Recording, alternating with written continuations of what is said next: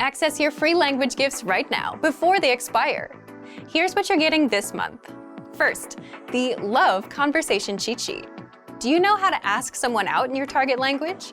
With this new cheat sheet, you'll master tons of romantic phrases, just in time for Valentine's Day. Download it for free right now. Second, the Slang Words and Phrases PDF ebook. Do you know any slang in your target language? If not, download this free ebook and master all the must-know slang across 10 chapters. Third, can you talk about containers in your target language? Learn how to say box, bottle, bin, and much more with this quick vocabulary bonus. Fourth, must-know Valentine's Day vocabulary. Can you talk about Valentine's Day in your target language? You'll be able to with this quick 1-minute vocabulary lesson. Fifth, the top 15 encouraging phrases. Want to be able to say positive phrases like believe in yourself and don't give up? Then get this bonus phrase lesson. Sixth, free audiobooks. Unlock our huge library of language learning audiobooks. Save them to any device and listen and learn. They're yours to keep forever. And finally, the deal of the month.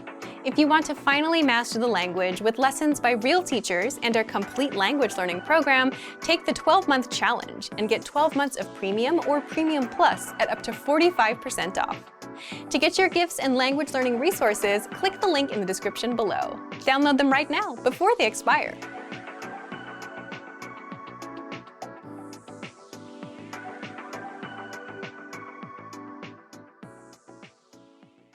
Hi everybody, welcome back to Ask Alicia, the weekly series where you ask me questions and I answer them. Maybe.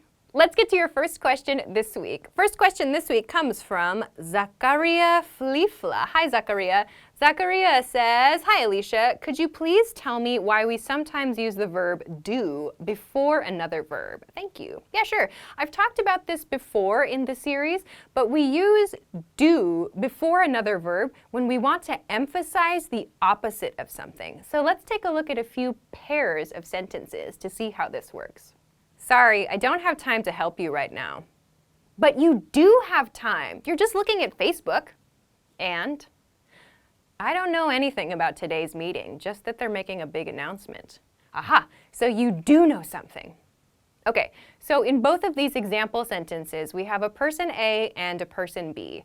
Person A says something to the effect of, I don't know something, or I can't do something, or I don't have time to help you, as with person A in both of these examples. And then person B notices something about person A, or about the things that person A said, and they emphasize, no, that's not true, and they do this by including do before the verb. So in the first example situation, the person A in this situation said, I don't have time to help you right now. But person B said, you do have time. So you'll often hear do emphasized before the verb that follows to show that's not true. So that emphasis in the speaker's voice means that's not true, or the opposite of that is true.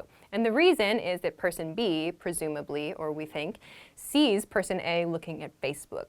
The same thing happens in the second situation. Person A says, I don't know anything about the meeting, just that there's going to be a big announcement. And so person B understands, wait, so you do know something about the meeting. Again, do precedes or comes before the verb know there. So speaker B is emphasizing that speaker A actually does know something. So we're using do before the verb as emphasis in this way. So I hope that this helps you. Thanks very much for an interesting question. All right, let's move on to our next question. Next question comes from Emma. Hi, Emma. Emma says, hi, Alicia. I would like to know if there are differences between a while, for a while, and in a while. If there is, can you explain? Thanks so much. Sure. A while means a period of time. So we use for a while and in a while quite differently. For a while is used when we're talking about a duration of time. We're using it to talk about the length of time that something happens. So duration is really the key here. Let's take a look at a few example sentences. I stayed in the restaurant for a while after I finished eating. I'm going to take a walk around the neighborhood for a while. I traveled around Europe for a while when I was in my 20s.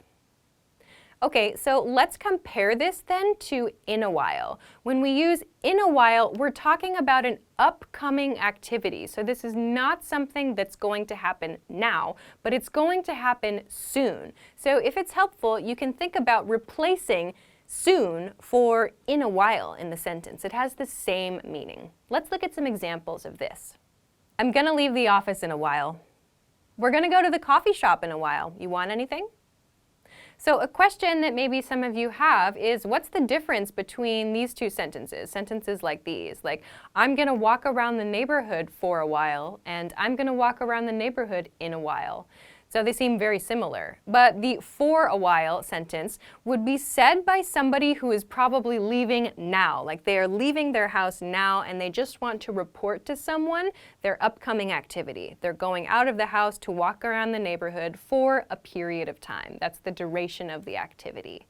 On the other hand, the in a while sentence is like they're sharing their upcoming plan with someone, possibly to invite them. Like, I'm gonna walk around the neighborhood in a while. Do you want to come? So these are the small differences that our preposition choices can make, especially with an expression like a while. So I hope that this helps you. Thanks very much for the question. Okay, let's move on to our next question. Next question is from Seungwan. Hi, Seungwan. Seungwan says, hi, Alicia. What does literally mean? Do people use it the wrong way? Yeah, okay. Literally means the ordinary or the simple meaning of a word. It can also mean like truly, exactly, and so on. So it is used for emphasis, yes, but it's also used incorrectly a lot. First, let's take a look at the correct way to use literally. For example, we raised literally hundreds of dollars at the fundraiser. He got his hands dirty, literally, helping out at the farm for a TV show. Okay, so these two example sentences show correct usage of the word literally. In the first example, it's literally hundreds. So the speaker wants to emphasize that exactly, really, truly, hundreds of dollars were raised in a fundraiser. The reason that we use literally here is because we want to express that this is not an exaggeration. So an exaggeration means something that sounds like it's better or bigger than it actually is. So the speaker wants to communicate it was truly hundreds of dollars. They use literally to do that. In the second example sentence about someone getting his hands dirty, the speaker wants to communicate that actually the TV host, in this case, truly did physically, literally get his hands dirty in the process of making a TV show. So there are two reasons that we use literally in this way. The first, as in with the first example sentence, is to show that something is not being exaggerated, like the number or the amount that's described in the sentence is truly the number. So we're not just doing it for effect. Literally, some amount. You may see this used. The second use, though, as we see in the second example sentence, is with these expressions that have kind of double meanings. So, get one's hands dirty, or to get your hands dirty, has two meanings. Yes, there's the literal meaning, which is as it's written on the page, for your hands to physically become dirty. But there's also another meaning to this phrase, which is to do the work yourself, to actually do work. So, to get your hands dirty can have two meanings. The speaker using literally in the second example sentence means they want to emphasize that real, true meaning of getting your hands dirty, like physically having dirt on your hands. So these are the two reasons that we use literally for emphasis, to make sure that we're not accidentally exaggerating, and two, to make it clear that we mean the actual simple meaning of an expression. So again, to return to your second question, literally is misused all the time. Native speakers want to use it for emphasis, but they use it incorrectly. So let's take a look at two examples that are great examples of misuse of the word literally. Ugh, I'm literally starving. Can we go to lunch? And there were literally millions of people at my house last night. Okay, so in both of these example sentences, literally is used incorrectly. Literally starving in the first sentence. So the problem here is that the speaker is probably not actually starving. Starving means they are so hungry that they are actually dying. So literally starving is untrue. The speaker is probably not actually starving. They just want to express that they are very hungry. The correct way to express that would just be to say, "Ugh, I'm starving." That's fine. You don't need to use literally in this sentence, but this is something native speakers probably say all the time. The second example sentence uses literally with a number, as in there were literally millions of people in my house last night. So it's not possible for millions of people to be in someone's house. The speaker just wants to emphasize how many people were at his or her home the previous night. So using literally is unnecessary here. You could just say there were so many people at my house last night, or there were millions of people at my house last night. If you just drop literally from the sentence, we understand that you're exaggerating. So yes, literally is used incorrectly all the time, and it's usually for these emphasis reasons. So I hope that this answer helped you. It's a very interesting question. Thanks very much for sending it along. Okay, let's move on to your next question. Next question comes from Andrew. Hi, Andrew. Andrew says, what's the meaning of ball game? As in, YouTube comments are a whole other ball game. Is this a question about something I tweeted? That's funny. Ball game here means situation. So when we say a whole other ball game, this is actually a set phrase. A whole other ball game means, or is used rather, in situations where we're talking about one topic and then a second topic is introduced and the two are very different. So something is a whole other ball game means that second thing has like different rules and different standards from the first thing. So in the tweet that you took this expression from, I was talking about the differences between Instagram direct messages, like random messages on Instagram, and then another person commented, like joined my conversation on Twitter and said something about YouTube comments. And I responded, yeah, YouTube comments are a whole other ball game. So that means Instagram direct messages, random messages on Instagram, are completely different than YouTube comments. So a whole other ballgame means it's a whole other situation. I hope that this helps you. Thanks for the question. Okay, let's move on to our next question. Next question comes from Claudia. Hi, Claudia. Claudia says, what is the difference between outcome and results? Nice question. While in many cases they can be used in similar ways and to refer to very similar things, the difference here is in like the process. So we use results when we've done like work or research, or we're actually like actively trying to do something. We're actually trying to achieve something or to accomplish something. So we use this like when we're doing mathematical equations, or as I said, like when we're doing research maybe, or we're working together with teammates to achieve some kind of goal. That's when we use result. Outcome, on the other hand, is kind of like just the way things ended up. So it's like maybe there wasn't so much work to achieve a specific goal, but at the end of a situation, this was like the thing that we ended up with. So let's take a look at a few examples. My research results showed that the new medication was effective. The test results were positive. Everyone expected negative outcomes after the government's policy change. It wasn't possible to predict these outcomes. So the feeling here is that result is something that someone or some group of people worked to achieve, worked to get. Outcome is kind of like this is just the way that things are. So yes, in some situations you may be able to use both, like for example research results or maybe research outcomes. But again, when you use outcomes, it sounds like this is just the way it is, whereas results sounds a little bit more like we tried. So this is kind of the difference in feeling between these words. I hope that it helps you. Thanks for the question. Hi everybody, welcome back to Ask Alicia, the weekly series where you ask me questions and I answer them. Maybe. Okay, let's get to your first question this week. First question this week comes from Emma. Hi Emma. Emma says, hi Alicia, can you explain the difference between will and be going to and will be doing or be going to be doing? I would like to know when we use continuous forms instead of just using simple future tense. Sure, we use the continuous form when we want to talk about a future plan that we think will be in progress. So let's compare two example sentences. I'm going to start working in a new company soon. 3 months from now, I'm going to be working in a new company. So in the first example sentence, I'm going to start working in a new company soon, we're talking about a future plan. We're just using simple future tense, going to there, to express a future plan, a future action, in this case using going to because we're quite sure about that plan.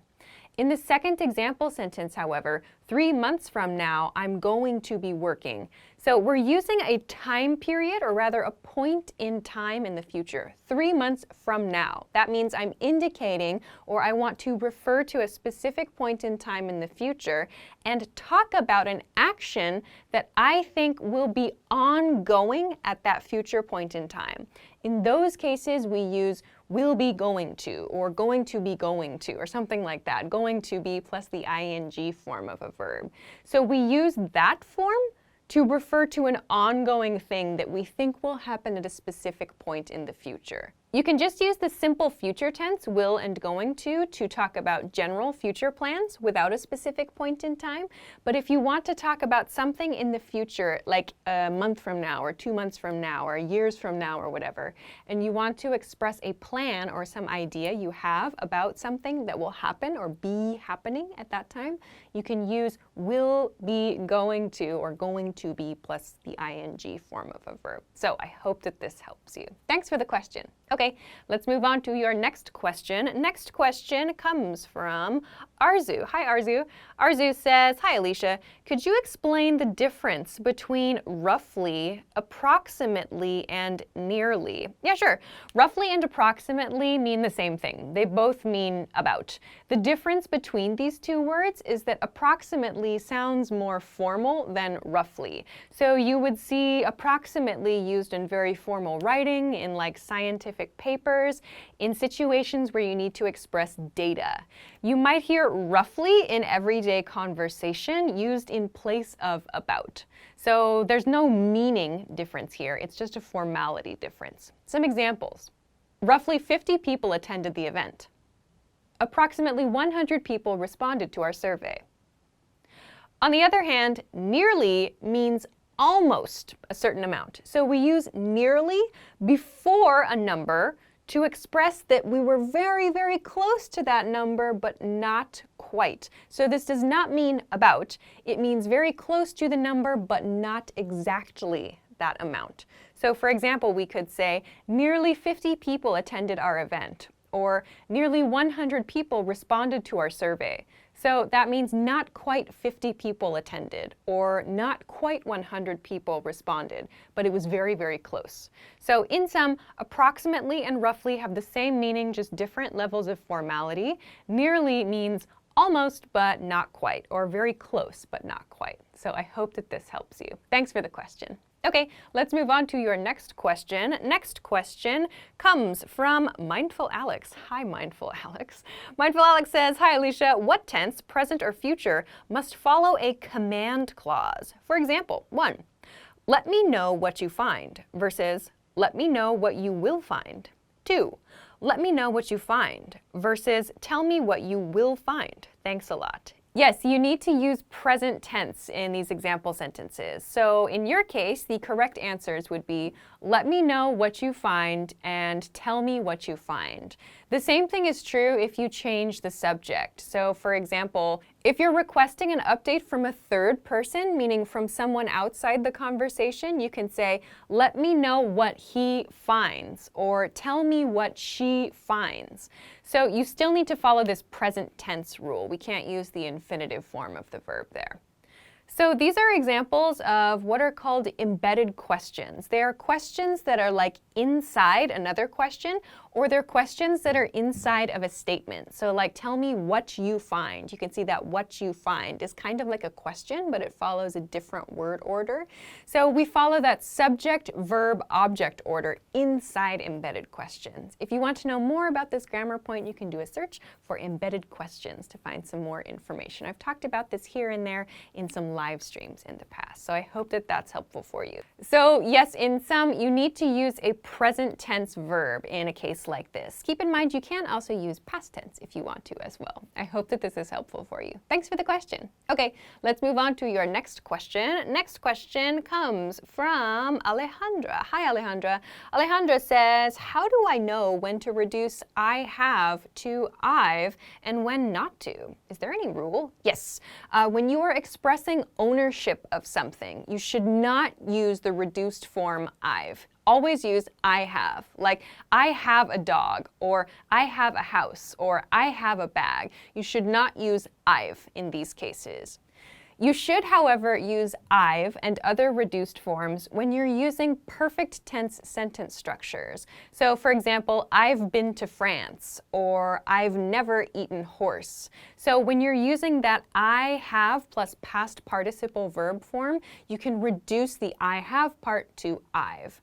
If you are talking about ownership of something, you cannot reduce the I have to I've. So yes, that is the rule in this case for reduction. You may also hear the I have in I have got to reduced to I've, as in I've got to do something, something, something, but this might be a little bit more common in British English. Generally though, you can consider those first two rules I mentioned, I have for ownership and I've for perfect tense structure. So I hope that this helps you. Thanks for the question. Okay, let's move on to your next question. Next question comes from Reynaldi. Hi, Reynaldi. Reynaldi says, hi, I'm from Indonesia. Sometimes someone says opportunity and I'm confused about whether I should respond with opportunity or chance. What's the difference between those words and when is the right time to say them? Thanks. Okay, opportunity tends to sound more formal than chance. We tend to use opportunity in cases where we have received an offer, some like special offer, like a job offer, a school offer, or maybe an offer of money. We are presented with some kind of like professional or formal situation. Chance, however, is used to refer to situations that arise because of luck. So something that happened because of luck. We're not really offered anything, but it's like the timing is just right for a situation, and we have this chance, we have this option to take advantage of that situation. So to take advantage of something means that we can try to do something that would be to our benefit in that situation. So opportunity sounds more formal. It's like something is presented to you, like a job, as I said. Chance is more like for games, perhaps, or just something that happens at random and that you maybe can take advantage of. You can maybe find some benefits in. So let's take a look at some example sentences. I have two great job opportunities to consider. Thanks very much for this opportunity. My flight was delayed, so I had a chance to check out the airport lounge. I haven't had a chance to read that book. How are your English listening skills? First, you'll see an image and hear a question. Next comes a short dialogue. Listen carefully and see if you can answer correctly. We'll show you the answer at the end. A man and a woman are talking. When are they going to get a massage? My friend just opened a new massage place. A massage place? I want to go. Do you have time on Saturday? I'm busy Saturday. What about Sunday? They're closed on Sunday. How about Friday? Okay. When are they going to get a massage?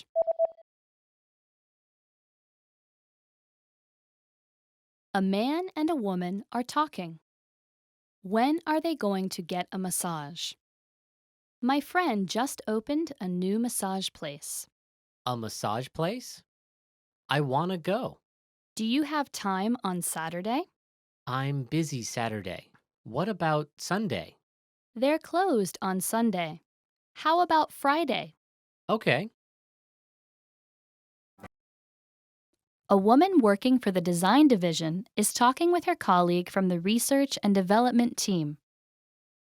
Choose the correct product packages. We would like you to design packaging for our new chocolate products. We are planning a dual product launch. One is a sweet chocolate containing 30% cacao. The other is a bittersweet one with 80% cacao. All right, so do we want the 30% and 80% descriptions to stand out? Yes, maybe we can have them in the center of the package or use different colors. All right, for the sweet chocolate, how about using a red box with black letters saying 30%? And for the bittersweet one, we can use a black box with red letters saying 80%. Right. Or how about using golden letters for both? I think that would be better for the luxurious image we're trying to create. Good idea. I think we should also frame letters with white to make them clearer. As for the layout design, would it be okay to say cacao on the upper left, then a picture of the chocolate in the center, and the cacao percentage on the lower right? Yes, and please use a bigger font for the percentage. Also, I'd like you to use a different font style from the product name and make sure to make it bold. Got it. We will send you an email when the packages are ready. When do you need them by? Would it be possible to have them by the end of the week? By the end of the week? Okay, we will try our best. Choose the correct product packages.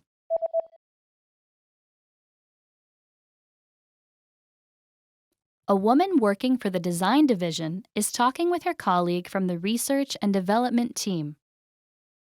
Choose the correct product packages. We would like you to design packaging for our new chocolate products. We are planning a dual product launch. One is a sweet chocolate containing 30% cacao. The other is a bittersweet one with 80% cacao. All right, so do we want the 30% and 80% descriptions to stand out? Yes, maybe we can have them in the center of the package or use different colors. All right, for the sweet chocolate, how about using a red box with black letters saying 30%? And for the bittersweet one, we can use a black box with red letters saying 80%. Right. Or how about using golden letters for both? I think that would be better for the luxurious image we're trying to create. Good idea. I think we should also frame letters with white to make them clearer. As for the layout design, would it be okay to say cacao on the upper left, then a picture of the chocolate in the center, and the cacao percentage on the lower right? Yes, and please use a bigger font for the percentage. Also, I'd like you to use a different font style from the product name and make sure to make it bold. Got it. We will send you an email when the packages are ready. When do you need them by? Would it be possible to have them by the end of the week? By the end of the week? Okay, we will try our best. Coffee shop employees are talking about their sales. Choose the graph they are looking at. We had good sales from December to February. Yes, the limited edition items worked out very well, but I'm sorry to see that the new product launched in March didn't sell well and ended up dragging down overall sales for that month. We had our worst sales numbers in October and March. In general, our sales were steadily increasing, but October was the worst month of the second half. In October, a competitor opened up a shop nearby, and at the beginning, they lured in our customers. I'm relieved to see that our customers are coming back. Yes, that's good news. Looking at our customer data by gender and age, we can see that more than half of our customers are women in their 20s and 30s. This means we will have to come up with some new campaign ideas to keep those customers coming back. Besides our regular coffee products, we can try to offer more side dish choices. Yes, but about 20% of our customers are men in their 20s and 30s. So we need to think of services that appeal to them as well. Offering free Wi Fi would appeal to all customers in that age range. You're right. Let's consider implementing that idea. Choose the graph they are looking at.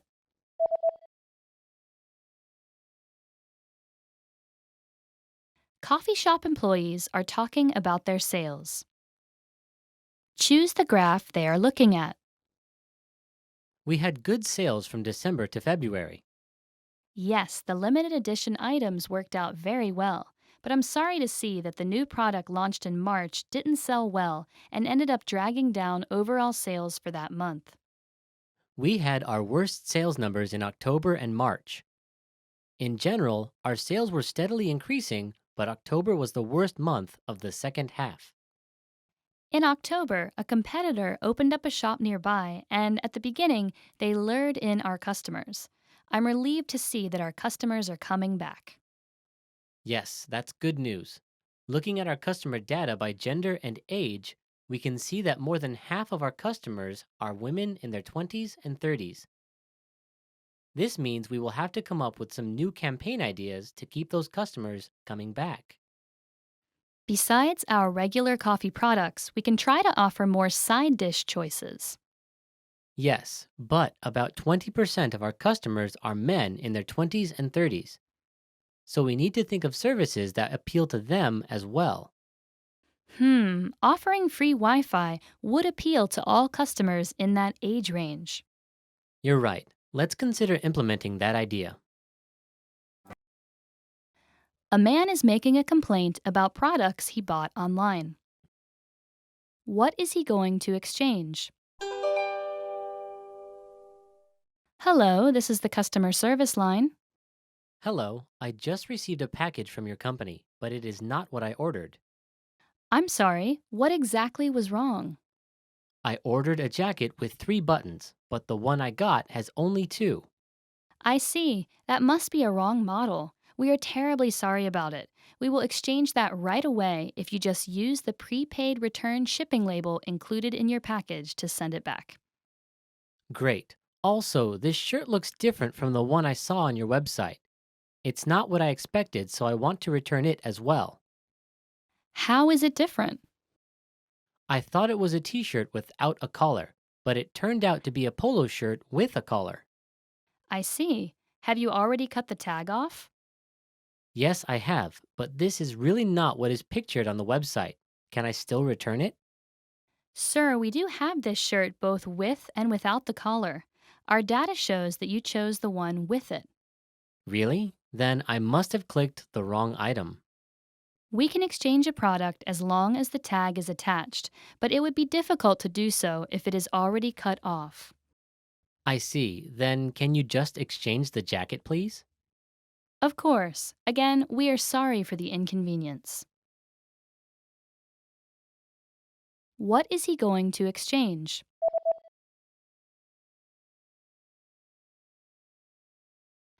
A man is making a complaint about products he bought online. What is he going to exchange? Hello, this is the customer service line. Hello, I just received a package from your company, but it is not what I ordered. I'm sorry, what exactly was wrong? I ordered a jacket with 3 buttons, but the one I got has only 2. I see, that must be a wrong model. We are terribly sorry about it. We will exchange that right away if you just use the prepaid return shipping label included in your package to send it back.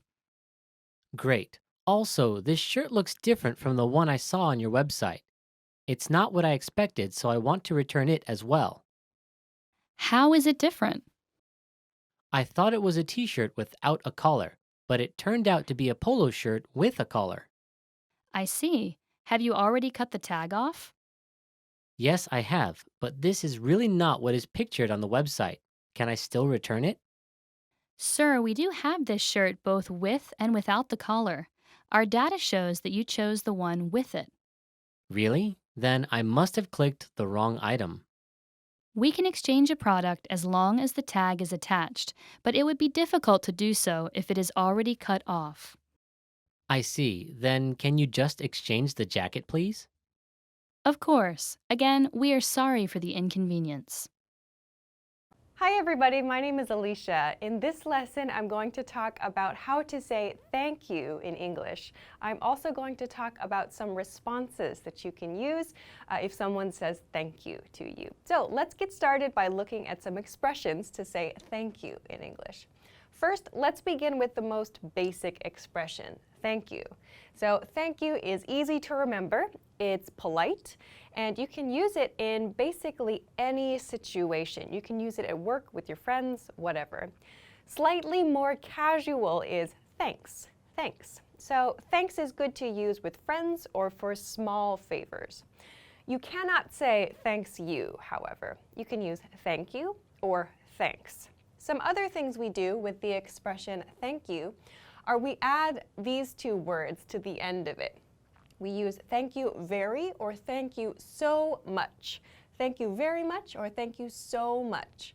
One thing we do when we use so is we often make the O sound really long. Thank you so much. So that can help us show our appreciation in a more like kind of casual and friendly way. The difference between so and very here is that so sounds more casual. I would use so with my friends and thank you very much in like a work situation or some situation where I want to sound a little more polite. So thank you so much or thank you very much. Those sound great. You can use them anytime. Let's look at the next three then. The next three here I've marked as thank you expressions you can use when you want to say thank you for a specific action, when you want to use like a verb, thank you for doing some verb, or when you want to use like a specific noun. So this one, this thank you, there's nothing specific.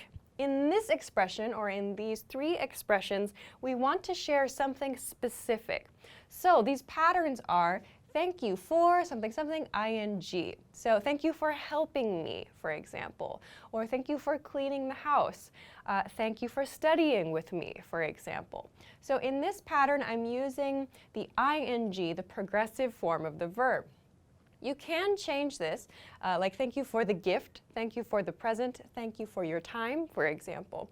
So you can use a verb, as I've done here, or a noun phrase.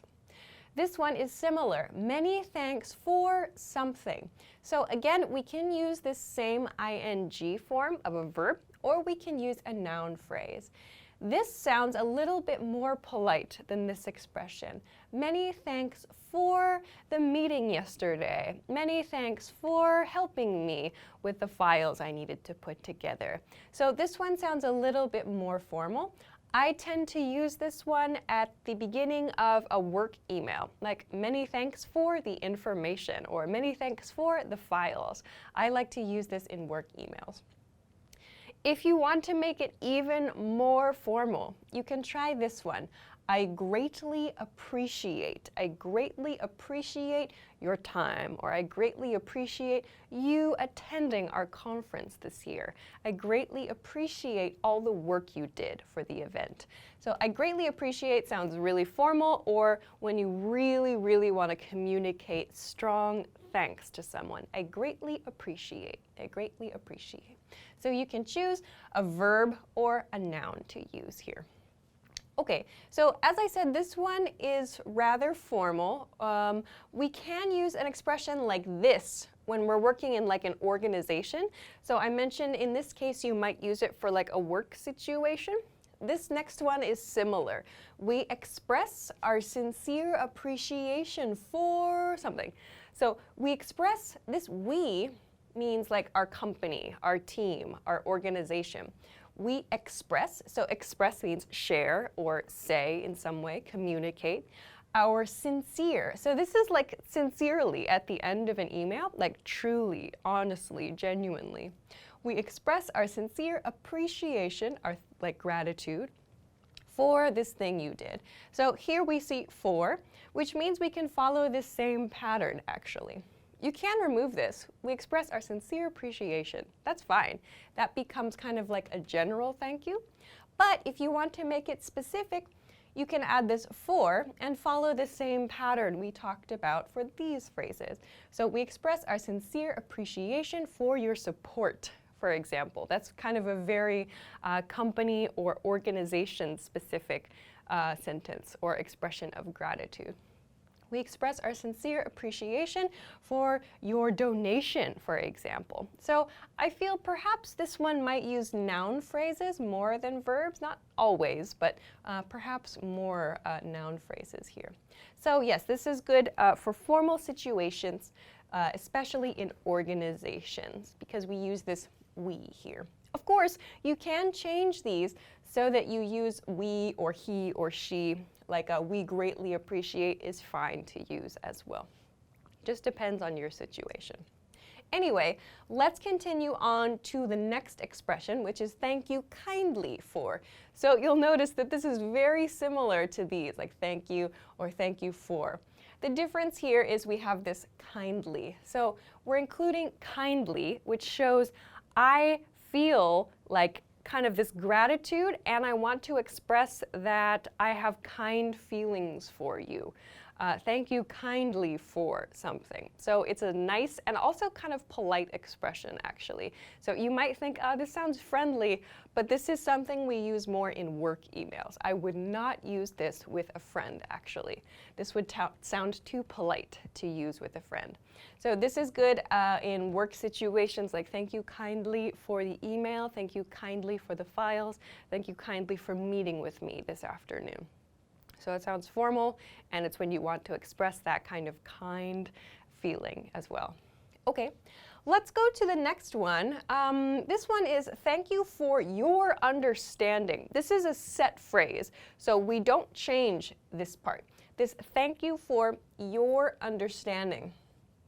This remains the same always. So thank you for your understanding. This is a polite expression. We use it for changes and for inconveniences. So let's say, for example, you receive a letter in the mail and it's from like your mobile phone company, for example, and they say there's a change to your contract. Thank you for your understanding. So it's kind of sharing like some kind of information, and this expression shows like we appreciate in advance that you understand the situation. So it's like we're going to make this change, so thank you. Thank you for maybe not getting angry, or thank you for just understanding the situation, really. So this is a formal expression used for like changes to things, and you'll also see it, like I said, for inconveniences. For example, at like a construction site, if there's lots of noise or if it's really dirty and dusty, there might be a sign that says, you know, construction in progress, which means we're working now, we're building something now. Thank you for your understanding. So we appreciate your understanding of the situation. So it's kind of like an apology and thank you at the same time. So this is a set phrase. You can use this in your organization, in your company, but this is one that's too formal to use with friends. I would not use this with friends. Okay, let's move on to the next one. I really appreciate it. So I have I and really in parentheses here because we can drop these from the sentence and make a very casual, this is a very casual way to express thanks. So by that I mean among friends, we'll often just say appreciate it or just appreciated as well.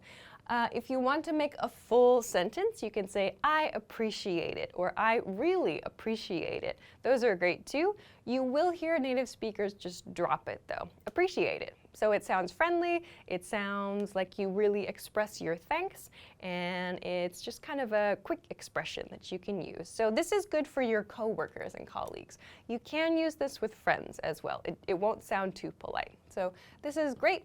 Perhaps a little bit more polite than just thank you. So you can use it with friends, like if your friend has done you kind of an interesting favor, for example. Okay, let's go on to the last one. The last one is actually two, but this is kind of casual, friendly, and perhaps unique to certain people. So some people might choose to use these, some people might not. Anyway, the expressions are thanks a bunch and thanks a million. Thanks a million. I'm a person who sometimes uses thanks a bunch. So a bunch means a lot of something. It's like saying thanks a lot, but thanks a bunch, which is a casual word, is less formal. It's very it's very casual, something we would use with friends. I would use this if my friend did something small that helped me. Thanks a bunch. You might get the feeling that it's used by people who have kind of like an upbeat personality, perhaps. I feel that this tends to be used more among women, actually, too. Thanks a million, on the other hand, is one that I don't hear as often as thanks a bunch. So again, a million is a big number. We do not say thanks 100 or thanks 1,000 or thanks a trillion. We only say thanks a million. So again, this means thank you very much, really, but it's a casual, friendly way of saying it. So like I said, I tend to hear a bunch more, and it tends to be used more for women, though it's okay for men to use as well. So thanks a bunch, thanks a million. Those are good ones to use with your friends if you like. So to conclude then, how do you respond when someone says thank you? So I made a big list of some very common responses for thank you.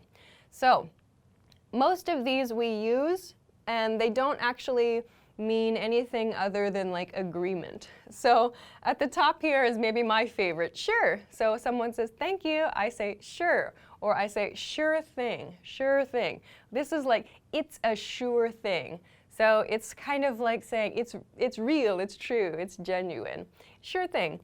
This is another common one that's very casual, very friendly. Many people like to use one of these. No problem, no problem. Or no prob, no prob. So prob is just the short version. The lem has been cut off of problem.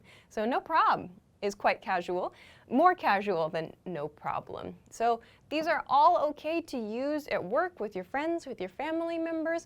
I would not use them in a formal situation though. Continuing, you bet. You bet. Again, another one. It's like saying no problem. Not a problem for me. Of course I will help you. Or of course, no problem. Yep is like a casual way of saying yes. Yep, yep, instead of yes. So yes sounds actually a little too polite. We don't use yes so much. We might say yep instead. Another one, no sweat. No sweat is kind of cute. No sweat means like there's no reason for you to sweat. So we sweat maybe when we get, of course, warm, but when we feel nervous or upset or anxious about something. So no sweat means like don't worry about it. It's not a problem. No sweat. So this one's quite friendly as well. Another one, for sure. This is similar to sure. So for sure is another very positive, upbeat, quick way to say a response to thank you. This one is very common in work situations. And this is important. I've made this part in capital letters, the you here, because the emphasis on your response here is important. If someone says, thank you, and you say, no, thank you, it's like showing that both parties, both people did something that helps the other person.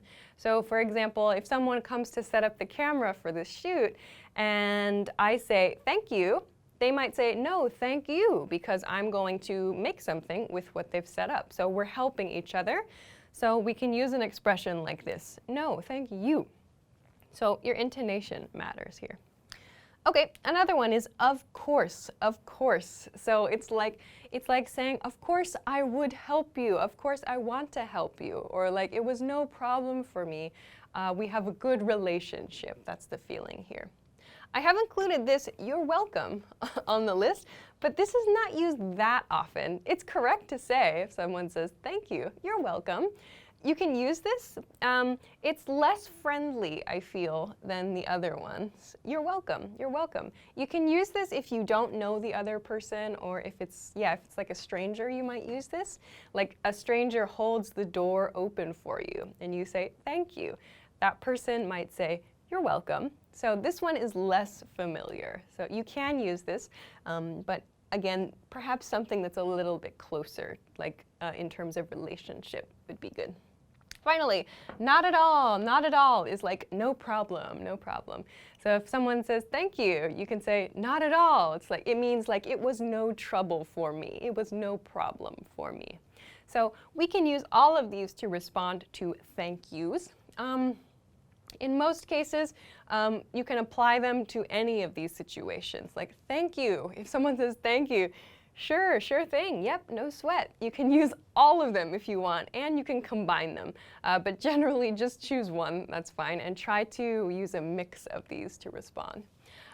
Keep in mind, though, that if someone uses a more formal expression, like I greatly appreciate your help, or we express our sincere appreciation for, your response should be kind of matching in that formality level. So we express our sincere appreciation for your support. If you see that, then you might use for example, we really appreciate the opportunity to work with you. So something like that, where you kind of return the same expression, might be better than just using a casual expression like these for conversations.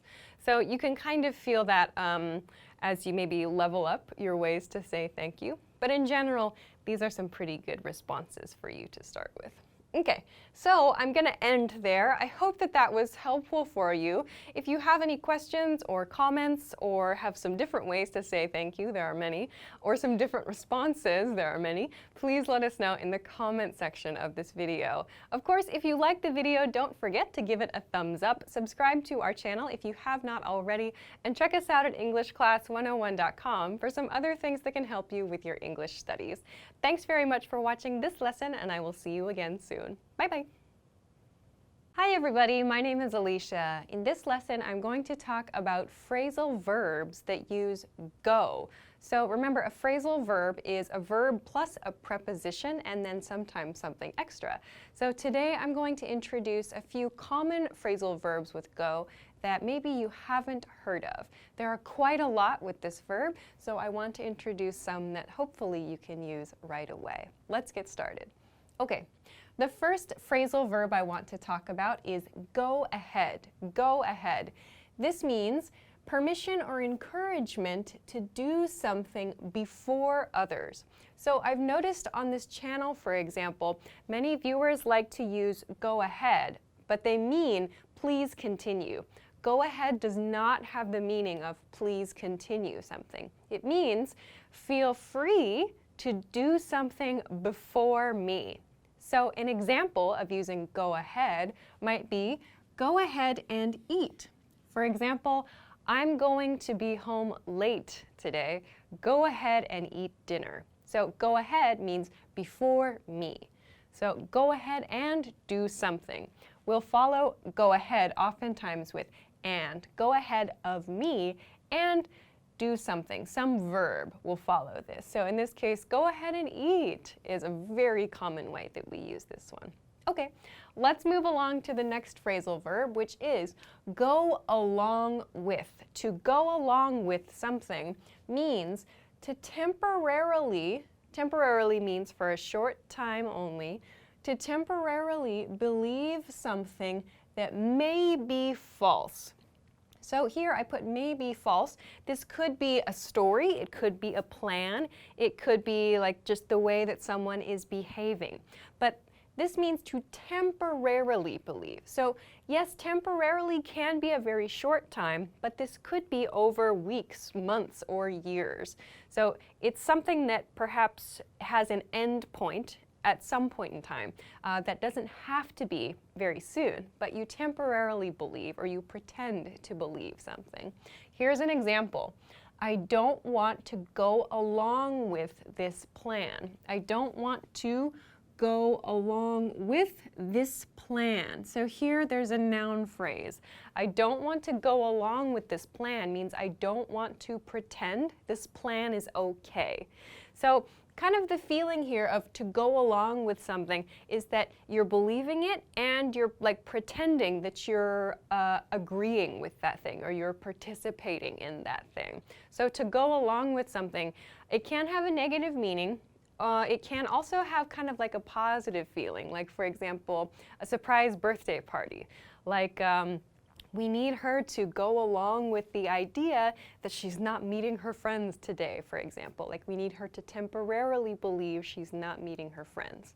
But it can have a negative feeling, like here, I don't want to go along with this plan. Maybe the plan is bad or the plan is kind of evil somehow. So to go along with something is to believe something or to like continue doing something, to pretend to agree with something that may not be true.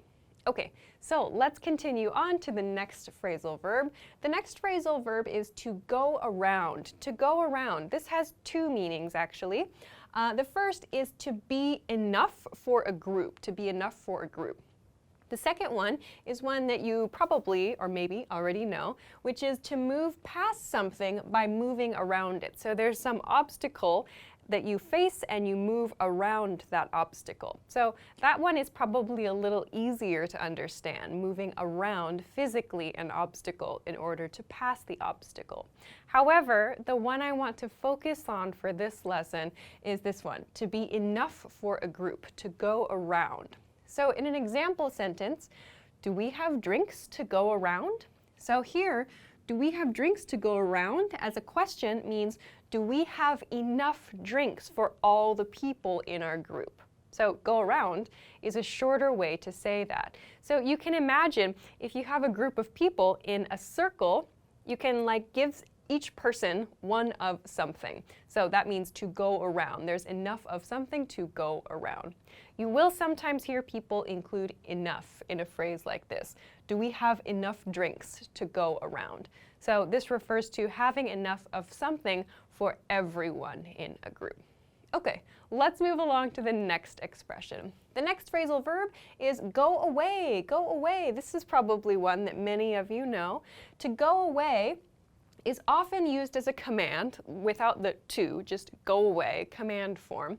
So it means to move away from the current location, like to move away from the whiteboard, for example, or to move away from the camera. So you're moving away from something. So you're not getting closer. It's the opposite direction. But like I said, we often use it as commands. So to tell someone to go away, to tell a pet to go away. Another example, I wish these bugs would go away. I wish these bugs would go away. So in other words, go away from me. Go away from me, from the speaker. So when we say go away, and it doesn't have this kind of like reference point, it tends to mean like from the speaker's location. So I wish these bugs would go away from me. Okay, let's move along to the next phrasal verb. The next one is go back or go back to. So you'll see these both used. So to go back to something, let's use that. To go back to something means to return to a previous location. Or you can use it for a phase, like a step in a project, or you can use it for a person. To go back to a person. To go back to a certain phase of your project, to go back to a place. So we use this when we've made progress in some way or we've changed our life in some way and we return to something that we did earlier or we return to a person that we associated with earlier. When we use this expression to talk about people, it's often because we're talking about a romantic relationship. Like for example, he went back to his ex-girlfriend. Or she went back to her former boss, for example. So there's something that like we knew in the past, we knew was true about the person in the past, and they returned to that point. So we can use go back to refer to that. More commonly, perhaps, though, is when we just want to return to something we saw earlier. For example, go back to slide 2, please. So if you're giving a presentation, you could say, go back to slide 2. Please return to slide 2. So everyone saw slide 2. I, the speaker, the presenter, want to return to that slide for some reason. So go back to something is to return to something. Okay, let's move along to another one that's very similar. So we talked about go back or go back to. Now let's look at go back on. So to go back on something is to choose not to do something as promised. So we tend to use this expression with promises or agreements of some kind. So to go back on a promise means you make the promise and then your actions do not align with the promise. So in an example sentence, the president went back on his promises. So to go back on his promises. This means the president made a promise and the president's actions did not match that promise. So for example, the president of the company said he would give all employees their birthday off. And then the president decided not to do that in the end. So he made a choice, he or she made a choice not to make that birthday policy happen. So that would be an example of the president going back on his promise. So choosing not to do a thing that you promised to do. In some cases, people will do the opposite of what they promised to do. We can use that as well. So to go back on and to go back to are quite different. Keep in mind, to go back on always sounds quite negative. To go back to doesn't necessarily sound negative. It can, depending on what is being returned to. Like if a person is going back to a negative relationship, for example, it could feel negative. But to go back on does have that negative feeling of like betrayal. Okay, so let's continue on to the next phrasal verb, which is go for, to go for something. To go for something means to try to obtain something or someone, to try to get something or to try to get someone. So when I say to get someone here, this can mean like to get someone as like a boyfriend or a girlfriend, or it can mean to try to get someone to participate in something. So you want someone to join like a party or a conference or something similar. You can use this expression in that case. So let's look at an example.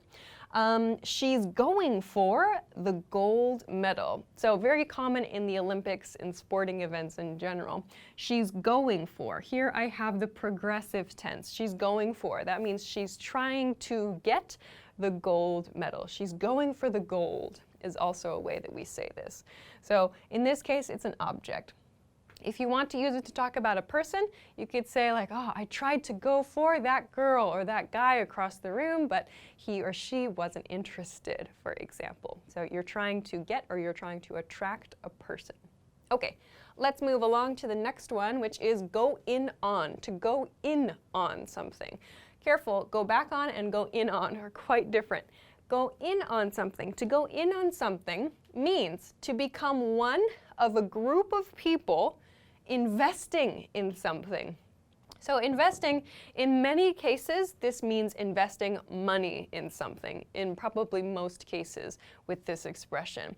So you and some other people have decided you all want the same thing, and you invest your resources in that thing. An example, I went in on a shared office. So here we have past tense, I went in on a shared office. So shared office is the thing that each person wants in this group. We don't know how many people, but we use I went in on. This shows us that there are other people who want the same thing, though we don't have to mention the other people. I went in on a shared office. So I invested money, perhaps time, effort, resources, in order to get this shared office with other people. So to go in on something, it does have kind of a cooperative feeling about it. It's neither positive nor negative, really. Okay, on to the next one. The next one is go off. To go off. So to go off, when you're talking about people, to go off means to lose your temper. It means like to shout or to yell angrily. To go off. You'll also hear when something goes off, it could be like an alarm, like the alarm went off this morning. So it has kind of the same feel though. Like when a person goes off, they lose their temper, they shout, they scream. When an alarm goes off, it makes a lot of noise.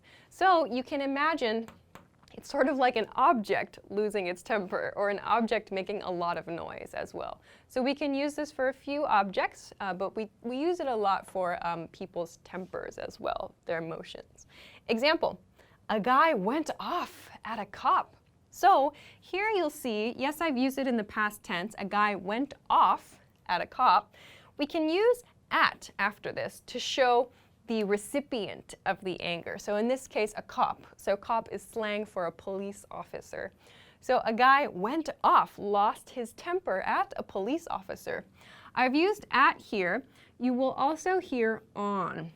Like my mom went off on me is another common one, or my mom went off at me. You might hear both of those. I think I probably use on more often, but you may hear at as well. So to go off on someone means to lose your temper with someone. Okay, on to the next one. The next one is to go out, to go out. So to go out means just to leave your home, to leave your home. So this can be used, I feel, positively to refer to doing activities outside of your house. It's like you're going to do something fun. For example, why don't we go out tonight? Why don't we go out tonight? So this is one that you can use when you're thinking about like planning activities. So let's go out, or we went out to a movie last night, for example. So to go out sounds like you're out and about doing things. Okay, let's move on to the next one then. The next one is the expression go together, to go together. So yes, this does mean to physically go to another location with someone. Like let's go together, let's go to the movies together. But this also has the meaning of suiting, like to suit, or to combine well, to suit or to combine well. So we use this a lot for clothing actually. So a really common example sentence with clothing, do these shoes and this shirt go together? So the speaker here is asking about two things, a pair of shoes, these shoes, the plural, and this shirt. So the speaker is asking, do these two sort of parts, to my look, go together? So one point to be careful about, go together does not mean match. So to match means two things are exactly the same, 100% the same.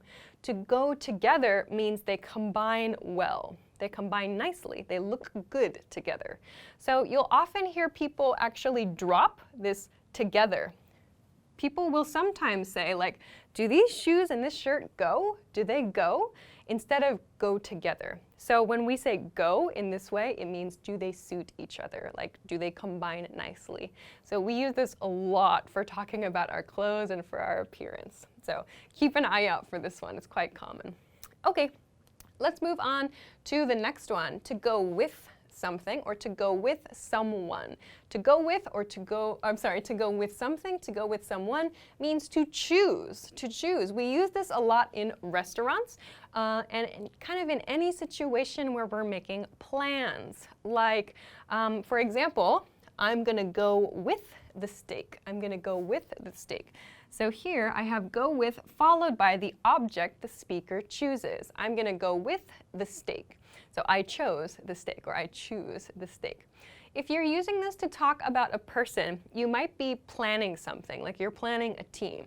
Like I'm gonna go with person A for this role in my company or this role at the event. I'm gonna go with person B for this role. So when you're choosing people or maybe you're choosing teams for something, you could use go with. It sounds kind of like a casual way of choosing someone. Instead of choose, like I choose this person, I choose that person, using go with sounds a little bit lighter, a little less formal. Okay, so let's continue to the last one in this list, which is go without, to go without. So to go without something means to do something without typical items or typical people.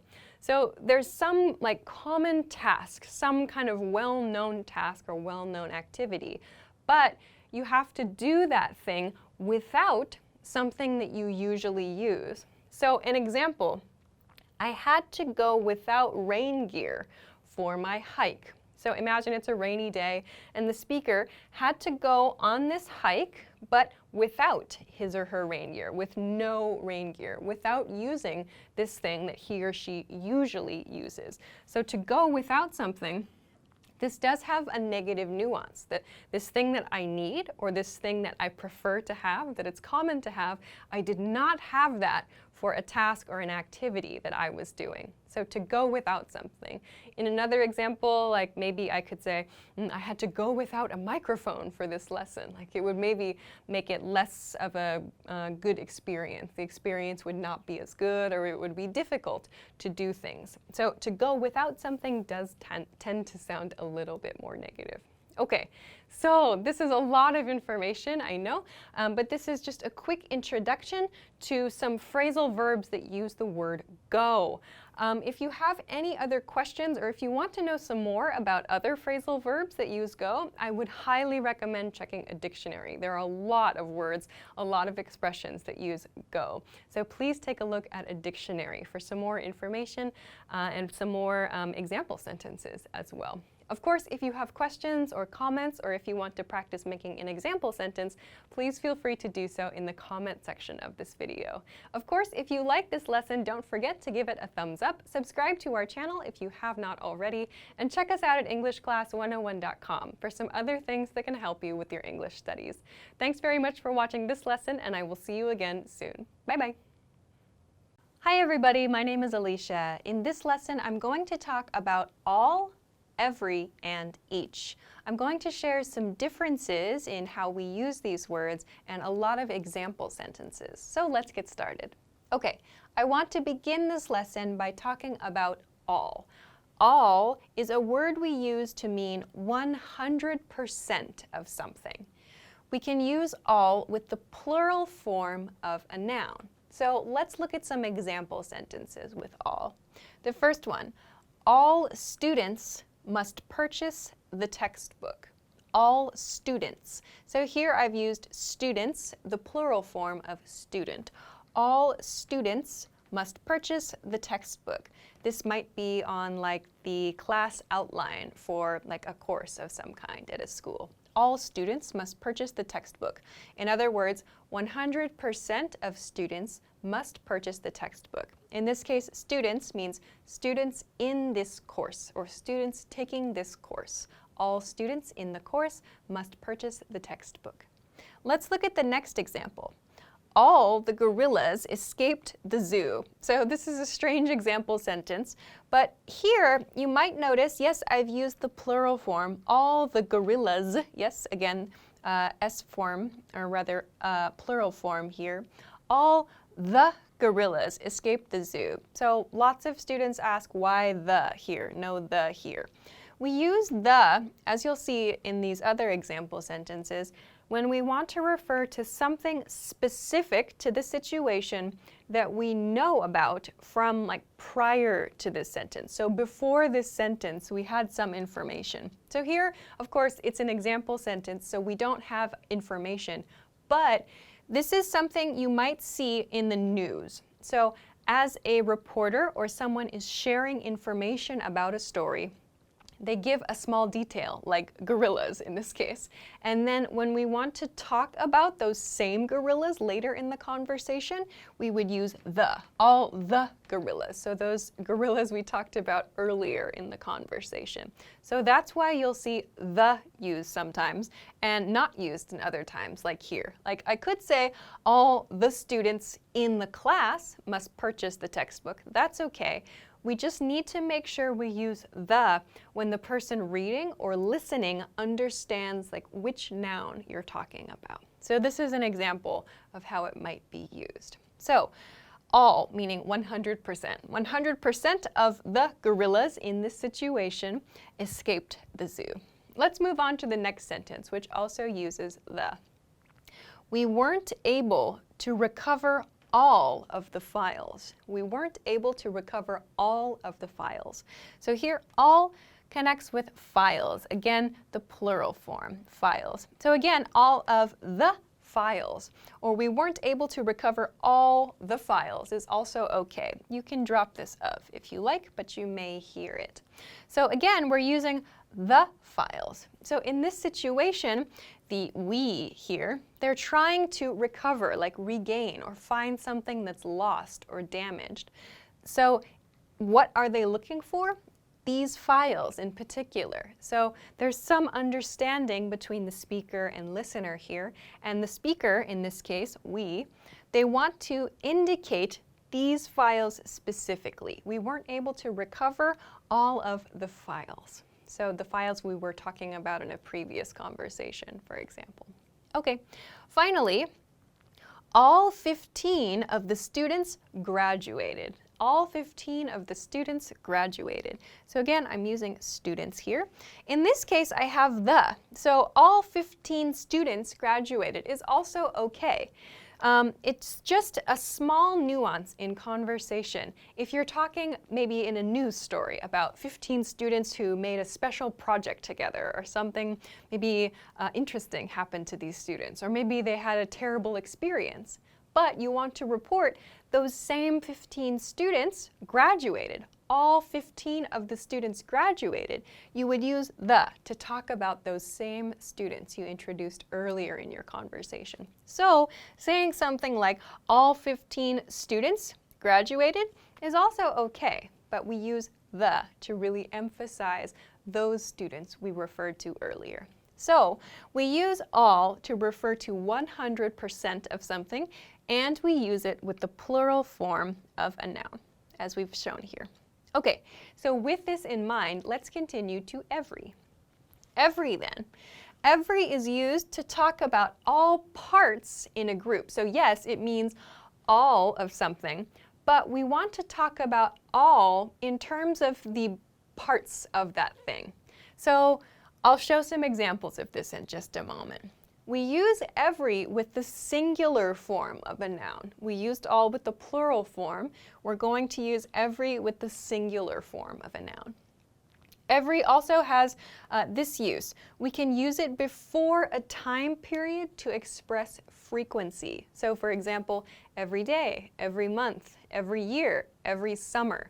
That expresses frequency. So 100% of days, 100% of summers. You can imagine it has that meaning. We cannot use all in this way. Finally, we can use every with single for emphasis. Every single something, like every single, and we'll see some examples of this. A couple of points I want to mention here. First, let's look at this one. Regarding this time period point, make sure when you're writing that you use a space after every. So when you write every day, for example, I've noticed this is a point for many learners. When you write every day, make sure to write every space day. Why? Because every day is an adjective, so without a space here. Every day. Every day is an adjective, so that means regular or common or something that's typical. So for example, what are your everyday activities? Or this is an everyday task, meaning a regular or common task. So please be careful. Every day and every day have different functions, so please keep this in mind. Okay, with that said, let's take a look at some examples. First one. Every single person in our class failed the test. Every single person in our class failed the test. Here I have single in parentheses, so this is just sort of like an optional emphasis expression.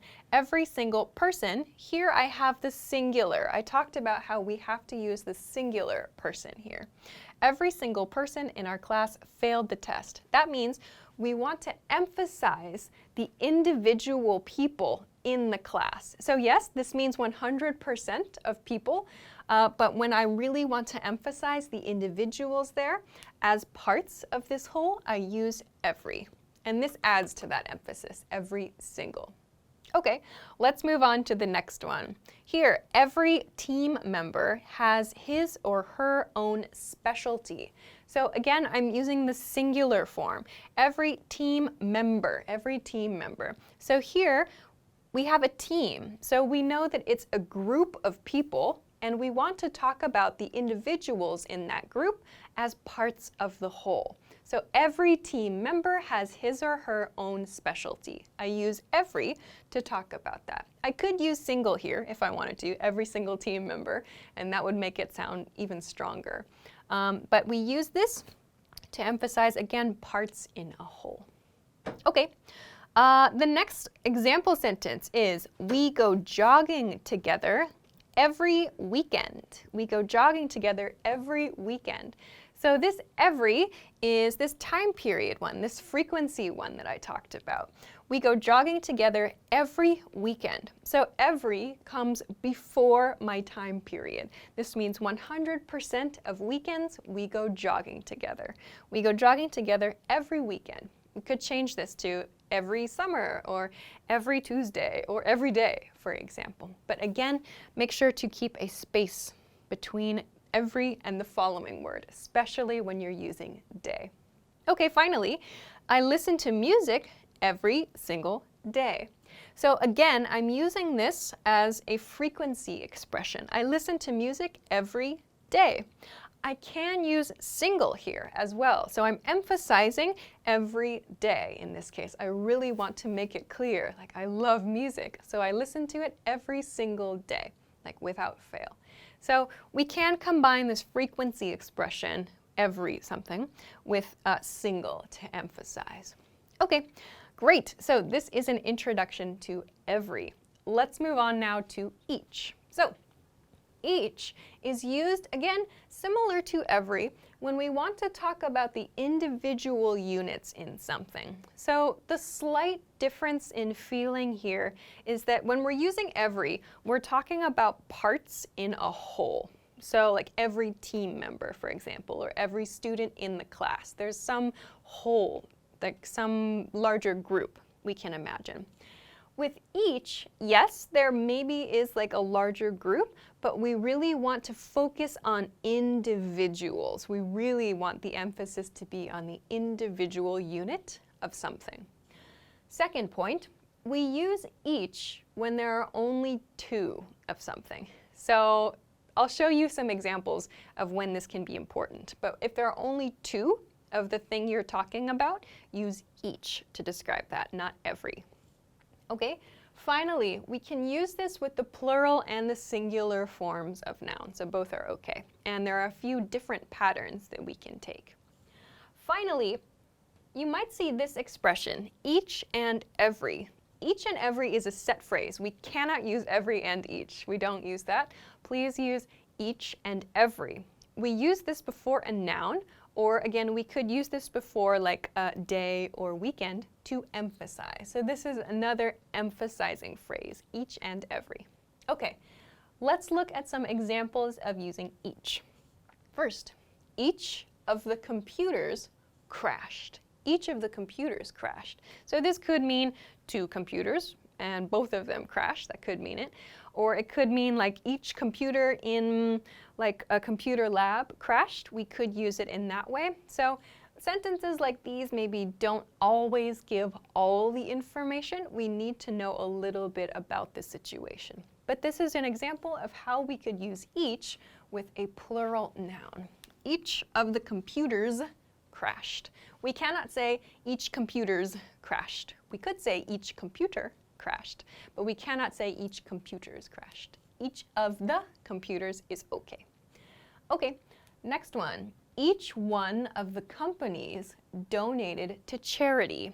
Each one of the companies donated to charity. That means in some situation, like an event, for example, and all of the companies that attended the event, so each one of those companies, we want to emphasize the individual companies there. So each one of the companies donated to charity.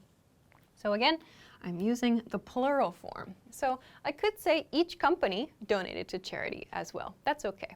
All right, let's move on to some more examples with the singular form. So each person helped clean the park. Each person helped clean the park. So maybe it's a volunteer organization and many people come, and you can say each person helped clean the park. So again, emphasizing the individuals there.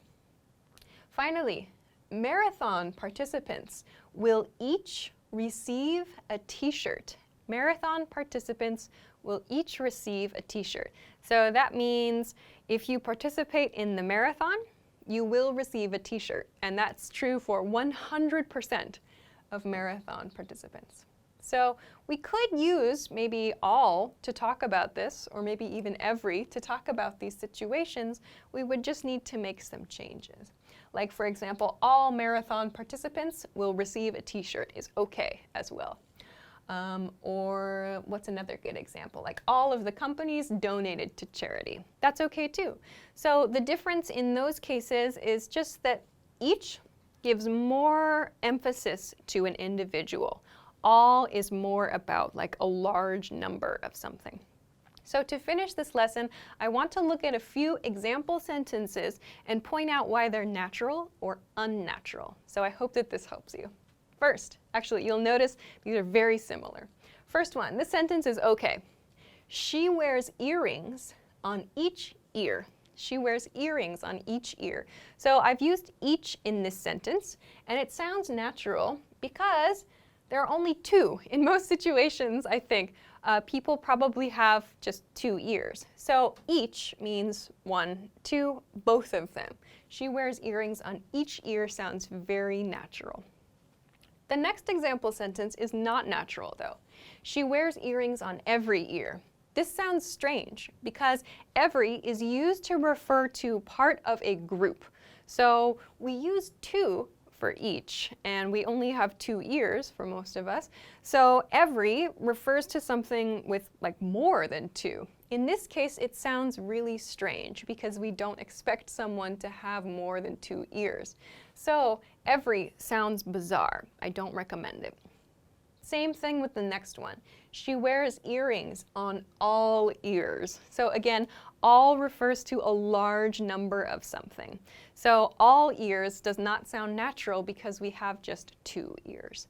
So in cases like these, like maybe you're talking about body parts, for example, it's going to sound much more natural to use each when you're talking about something you have only 2 of.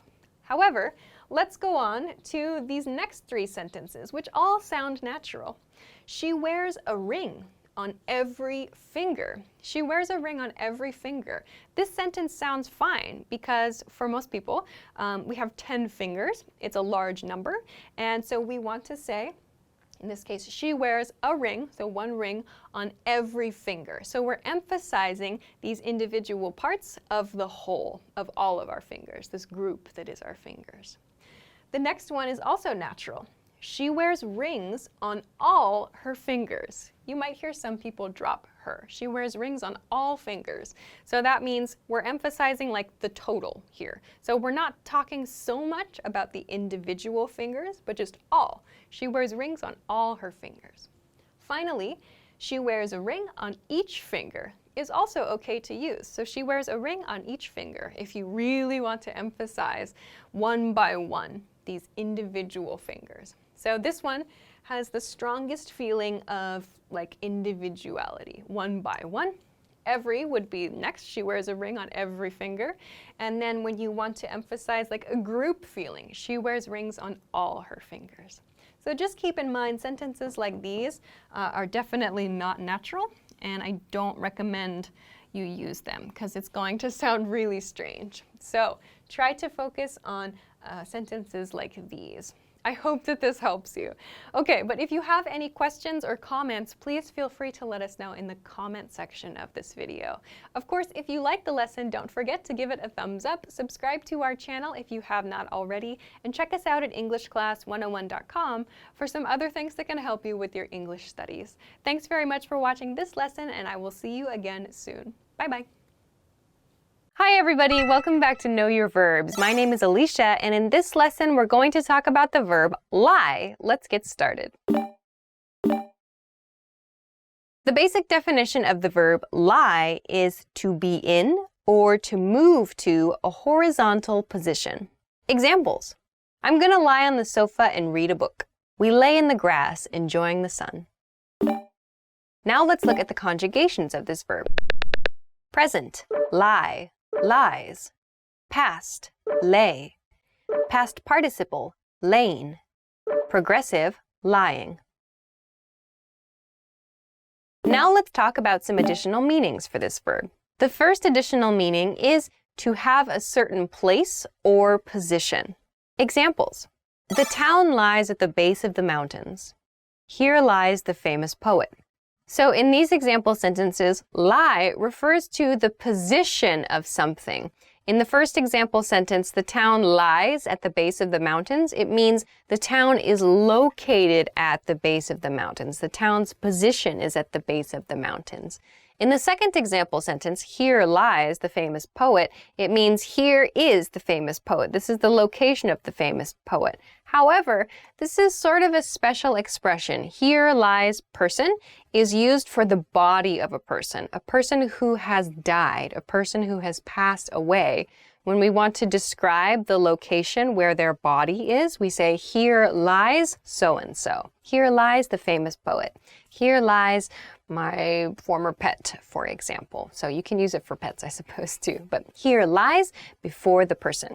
Let's go to the second additional meaning for this verb. The second additional meaning is to purposefully give false information. Examples. Don't lie to me. The company found out she lied on her resume.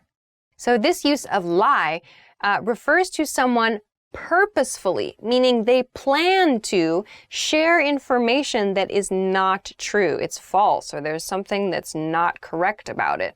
So they're doing it on purpose. It's not just a simple mistake, it's a plan. So a lie is typically regarded as a bad thing, though there are some situations where we might lie to, help a situation. That's beside the point.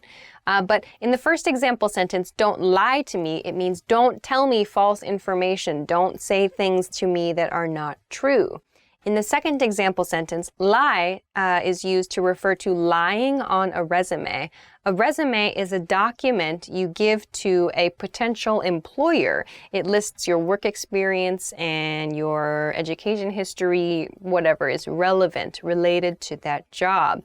To lie on your resume means to submit false information on your resume, information that is not true. So this is a big problem. This is not a good thing to do. So lying is considered bad. So we use the verb lie to refer to that action, to give false information. The third additional meaning is to belong to, to belong to. Let's look at some examples. Responsibility for the success of this project lies with you. The secret to this dish lies in the sauce. So this might be a little bit tough to understand, but let's look at the examples carefully. So this meaning of lie, to belong to, can be attached to people, to talk about their responsibilities or their obligations. It can also be attached to objects, as we see in the second example sentence, to talk about some kind of characteristic or feature of those things. In the first example sentence, we see the responsibility for the success of the project lies with you. In other words, the responsibility belongs to you. You have the responsibility of making this project successful. In the second example sentence, we see some special characteristic described. So it's about the sauce there. So like the secret to the dish's deliciousness, perhaps, is in the sauce. So it belongs to the sauce. So there's something special about the sauce that makes the dish delicious. In other words, the secret to the dish lies in the sauce, belongs to the sauce. There's something in the sauce that makes it special. So you can think of this use of lie as meaning belong to describe responsibility or a special feature, something like that. There's a special something that consists within that thing. Let's go to some variations now. Some variations with the verb lie. The first one is to lie low, to lie low. This means to be quiet or to refrain from activities, usually because you want to hide for some reason. Some examples. I'm gonna lie low until all this drama is over. Let's lie low and see what our competitors do. So the image here of lie low, if you can remember back to the basic definition of the verb to lie, which means to be in or to move to a horizontal position, like you lie in bed. If you lie low, it sounds like you're maybe at that horizontal position, but at a low level, like you're hiding, kind of. So we use this as an expression to mean we want to be out of sight, we don't want to be seen. So maybe we did something embarrassing or disgraceful, or maybe there's trouble out there, at work or in society, or something that we don't want to be involved in, something we don't want to be connected in for a while. So we can say, I'm going to lie low. The idea with this is that it's temporary. We're not going to lie low forever. Usually we lie low for a short period of time and then we come back to our regular way of living life and doing things. The second variation is to lie around, to lie around. This can refer to two things. One, that an object is in a place it's not usually in, or two, to refer to a person doing nothing, absolutely nothing. They lie on the bed or they lie on the sofa and do nothing. Examples. My phone is lying around here somewhere.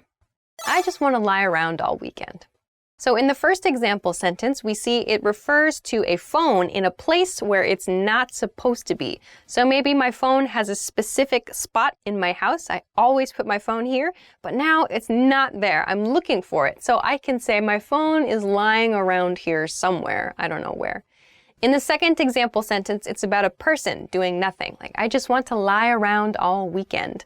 That means I want to do nothing. I want to relax all weekend, maybe lying in bed or lying on my sofa, lying on the beach, perhaps. So this means doing nothing, relaxing. Okay, so those are a few new ways, I hope, to use the verb lie. There are lots of different ways to use this verb. So if you have any questions or comments, or if you want to try to make some example sentences, please feel free to do so in the comment section of this video.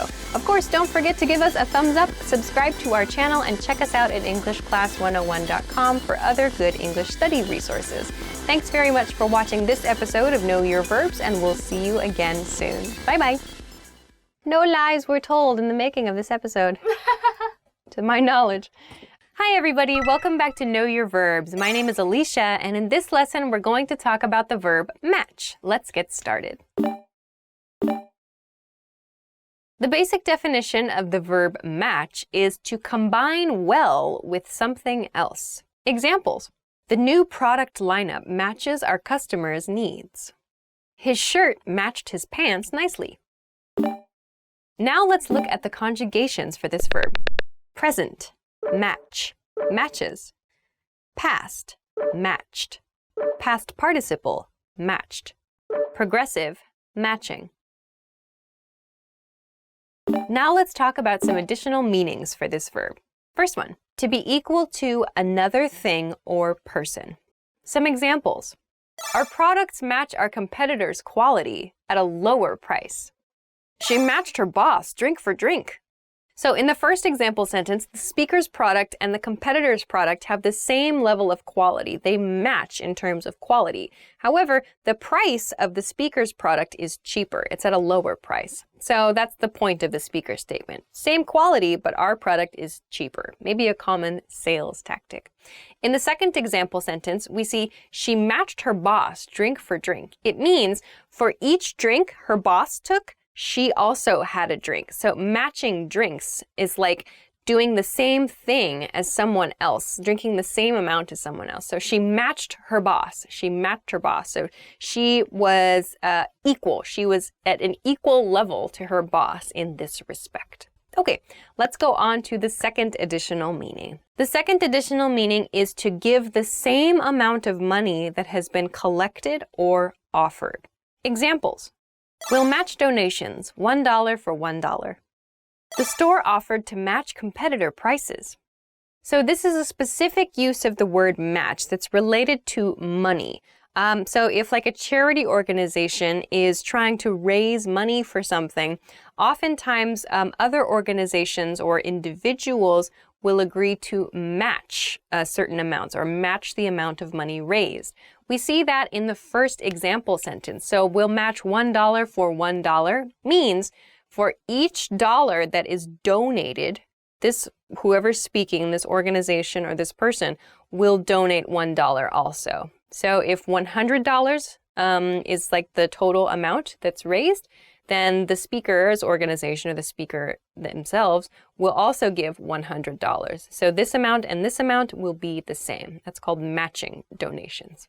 In the second example sentence then, about matching competitor prices. This means that if a competitor has a lower price for a product, this shop will offer the same price So that means that the shop is changing its price to match the competitor's price. So they're trying to match the amount offered by the competitor there. So matching prices in this way means that they will change prices to offer the best price possible for the customer. So the next additional meaning is to be the same as something else, to be the same as something else. Examples. Her outfit matched one worn by a model in a magazine. Your hairstyle matches my dog's. So this means not to be similar or not to combine well, but to be the same as something else, exactly the same as something else.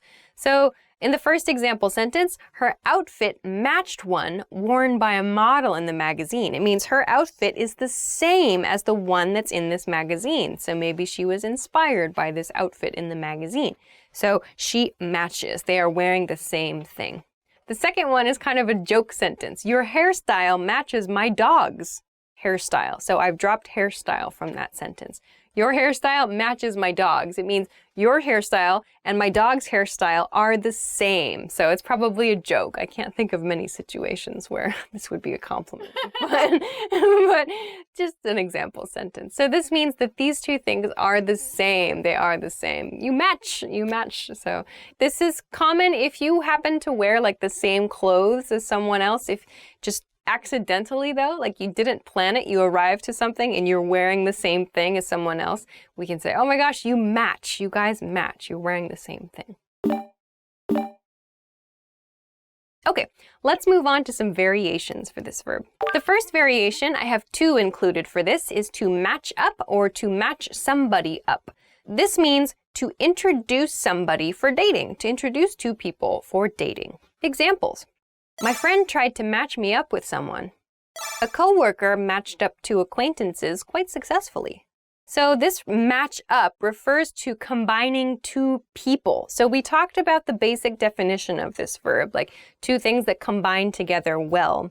In this case, when we say to match up or to match somebody up, it refers to finding two people who are a nice fit. They combine together well. So you might hear this, like to match you up with somebody. I want to match you up with somebody. So this means dating, trying to set up a date. The next variation is to match somebody against somebody else. This means to put two people of equal ability levels in competition against one another. So that means these two people have about the same level of ability. It shouldn't be out of balance, ideally. It should be about the same level. Examples. Serena Williams was matched against Anna Kournikova. Let's match the top Japanese chef against the top French chef for the competition. So these example sentences are intended to show situations where there's a pair of people that are evenly matched, but maybe they have different abilities, like different specialties. So their abilities themselves are maybe at the same level, but maybe they have some kind of different details in there somewhere. So to match in this way, to match one person against another person is for like competitive reasons, for some contest or sport or something like that. Okay, so those are a few new ways I hope that you can use the word match. If you have questions, comments, or want to leave an example sentence, please feel free to do so in the comment section of this video. Don't forget to give us a thumbs up, subscribe to our channel, and check us out at EnglishClass101.com for other study resources. Thanks very much for watching this episode of Know Your Verbs, and we'll see you again soon. Bye-bye. Hey everyone, welcome to the Monthly Review, the monthly show on language learning, where you discover new learning strategies, motivational tips, study tools, and resources. By the way, all the lessons and bonuses you're about to see can be downloaded for free on our website. So click the link in the description right now to sign up for your free lifetime account. Okay, today's topic is how to adjust your routine and learn language from home. Many of us are spending more and more time at home. So how do you make the best of this time and learn your target language? Learning at home can be tough with all the distractions. And in this episode, you're going to discover the pros and cons of learning at home and how to successfully learn from home without getting distracted. But first, listen up. Here are this month's new lessons and resources. First, the Love Conversation Cheat Sheet. Do you know how to ask someone out in your target language?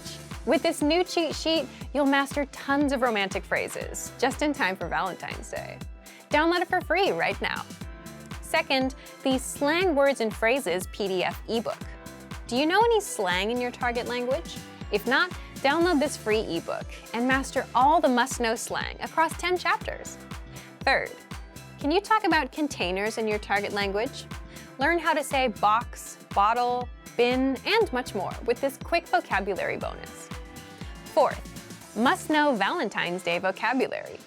Can you talk about Valentine's Day in your target language? You'll be able to with this quick 1-minute vocabulary lesson. Fifth, the top 15 encouraging phrases. Want to be able to say positive phrases like believe in yourself and don't give up? Then get this bonus phrase lesson. To get your free resources, click the link in the description below right now. They're yours to keep forever. Okay, let's jump into today's topic.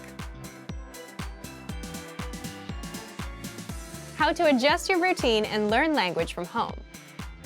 Recently, many people have started to work and take classes from home. With language learning, since it's something people do in their own time, a lot of it is done at home anyway. But that doesn't mean that all of this hasn't affected how people learn. If you used a language learning app or listened to lessons during your commute, but you don't commute anymore, the pandemic has probably ruined your flow.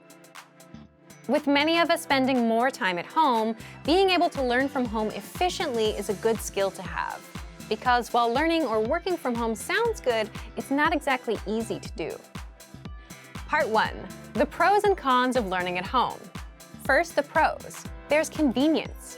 You can learn whenever you want. You also have more time in the day since you're not commuting or walking from the train station into work. It's also easier to practice speaking. Many people might find it hard to practice on the train or at a lunch break or in the office during work. It might sound a little strange, but at home, you can dedicate more time to practicing speaking. What's your favorite pro of learning at home? Leave us a comment. Now, what about the cons? Distractions. There are a lot more distractions at home. There's the TV, there's the couch and the food and family members coming in and out. Next, there's no physical or mental separation between rest and work, which is crucial for focus. It's the same reason why people prefer going to the gym instead of working out from the comfort of their own home. If you're in a place where there's only one goal, like working out, and you're surrounded by people working out, you'll have no problem doing it. But if you're in a place you associate with rest, eating, and watching TV, you might have trouble focusing. But if you're spending more time at home, then you should at least make the best of it and learn your language at home. Part 2. How to successfully learn from home without getting distracted. So, here's how you do it. First, pick a dedicated place for learning, and preferably not your bed. Just like an office is associated with working time and your bedroom is associated with rest, you need a place associated with language learning. It could be your desk in the corner of the room. It could be your basement, as long as it's far from distractions and places of rest. Second, pick a time. That way, for example, when it's 9 p.m., you know it's time to put in 10 minutes of language learning. 3. Time box your study sessions. What's time boxing? Time boxing is simply setting a fixed amount of time for an activity. For example, you're going to dedicate the next 10 minutes to language and nothing else. If you usually have trouble concentrating, time boxing is a good way to set boundaries and get things done. 4. Start small. Just like with setting small, measurable goals and realistic routines, don't set aside 2 hours for study time. Instead, try to time box 5, 10, or 15 minutes and stick with that for a week or 2. You can always increase your time later once you get more comfortable with your routine. 5. Do multiple sessions in one day. Instead of trying to master a lesson and the lesson dialogue in one shot, space out your learning throughout the day, in the morning, afternoon, and at night. So take an audio or video lesson and read along with the lesson notes in the morning. You'll get acquainted with the conversation, all the words, and grammar rules. Don't rush to memorize it all. You'll come back to it later in the day. And do this for around 5 to 15 minutes. During the day, practice shadowing the dialogue. Practice recalling the words. Do this for around 10 minutes. You can also write out the lesson dialogue, practice using the grammar rules, or drill the words with flashcards. And at night, come back and review for about 10 minutes. You can re-listen to the lesson or just the dialogue track. By doing multiple sessions in one day, you'll be a lot more comfortable with the language, simply because you spaced out your learning and came back to review. And while it may feel repetitive, it's the repetition that helps you master the language over the long term. 6. Use at-home time to practice speaking more. It would be hard to practice if you were commuting or out on a walk, but if you're at home, you can easily speak out loud without drawing attention or feeling embarrassed. So, to recap, 1. Pick a specific place for learning that's far from distractions like your bed. 2. Pick a specific time for studying. 3. Time box your study sessions. 4. Start small. 5. Do multiple sessions in one day. And 6. Use at-home time to practice speaking more. So, thank you for watching this episode of Monthly Review. Next time, we'll talk about the power of learning a language with someone else. If you enjoyed these tips, hit the like button, share the video with anyone who's trying to learn a language, and subscribe to our channel. We release new videos every week. And if you're ready to finally learn language the fast, fun, and easy way and start speaking from your very first lesson, get our complete learning program. Sign up for your free lifetime account right now. Click the link in the description. See you next time. Bye! If you wanted to learn a language even just 25 years ago, you would have needed to go to a library, take in-person classes, and dig for the right resources. Before you could even begin regular practice sessions, you had to find the tools you needed to learn. Now, with just a quick Google search, you can find literally anything you need to learn a language online. If you forget how to conjugate a verb, you can refresh your memory right away on Wikipedia. If you want to watch a foreign language movie with subtitles, you can search for one on YouTube. You can even have one-on-one lessons with native speakers of the language you're studying. Tons of platforms offer video and audio lessons. These days, the challenge is finding the resources that are right for you. In this video, we're going to take a look at how you can get the most out of our language learning resources. Number 1. Aim for one podcast a day. At the beginning of your studies, it's easy to set a big target, like 2 hours of language practice every day. But for most of us, that's not realistic. After a long day of work or school, it's difficult to commit to more hours studying language. Instead, you can make your goal to do small things consistently. This can help you move forward, sometimes almost without you noticing it. Try to listen to one podcast every day. They're only 10 to 15 minutes, so everyone can make time for that. You can review previous podcast lessons or listen to new lessons. Just make sure you get in one each day. Number 2, use the lesson review tools. If you want to maximize your learning after you listen to a podcast, make sure to use the lesson review tools. Reviewing what you've learned is an important part of learning anything. The more you see or practice a specific word or phrase, the better you'll remember it. Number 3, review the 2,000 most common words in spaced repetition flashcards. In each language, there are some words that make up the majority of written and spoken conversation. You can use this knowledge to focus your studies. If you learn the 2,000 most common words in the language you're studying, you'll have a great foundation. The vocabulary lists in our program are a great tool for this. You'll get example phrases with the target words. You can listen to the correct pronunciation and intonation of each word. Use these lists along with a spaced repetition program and create your own flashcard deck. This is a great thing to have on your phone. You can study vocabulary on your commute, when waiting for someone, or while traveling.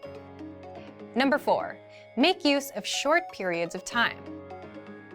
How much time do you spend every week doing things like commuting, shopping for groceries, walking, or cleaning? Probably more than a couple of hours, right? These are examples of time you can be using to build your language skills. You can use it to listen to language podcasts, and you can do this without specifically scheduling a time to practice.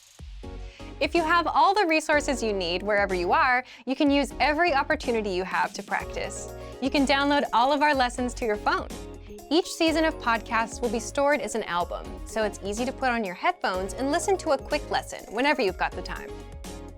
Number 5, have the right expectations. It's easy to find all sorts of so-called quick language learning systems and secret tricks that promise fluency in just a couple months or even weeks. While you might find some good tips now and then, most of these claims are not based in reality. Make sure you don't measure your own progress against these impossible standards. If you've been told you can completely master a new language in 3 months, but by the end of your studies you've made just a little bit of progress, it can be demotivating. Fluency in a language can take years to attain, and getting the confidence to use that language can take more time. Set small goals for yourself when you're learning. When you achieve them, celebrate. Learning a new language is not a short-term journey, but with our resources, you can see improvements every day.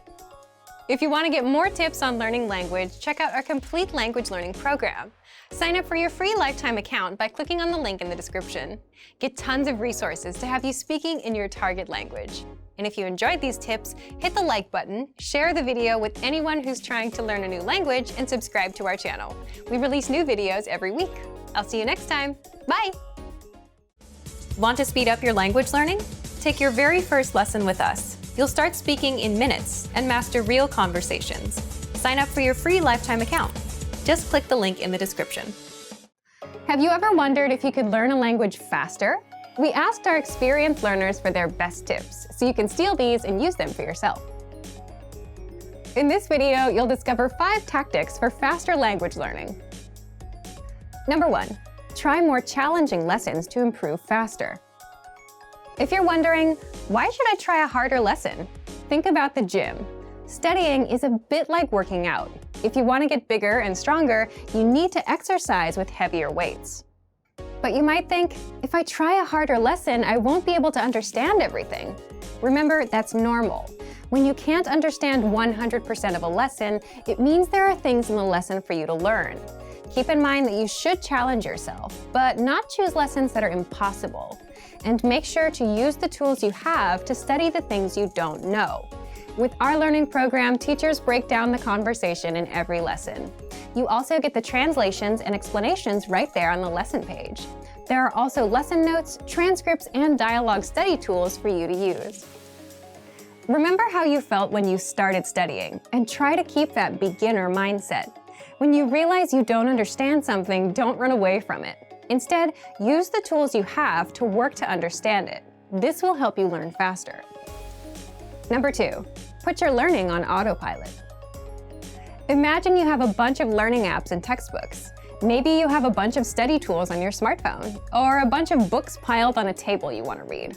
Where do you even begin? A lot of learners begin with a lot of enthusiasm, so they buy a lot of resources, but then get overwhelmed.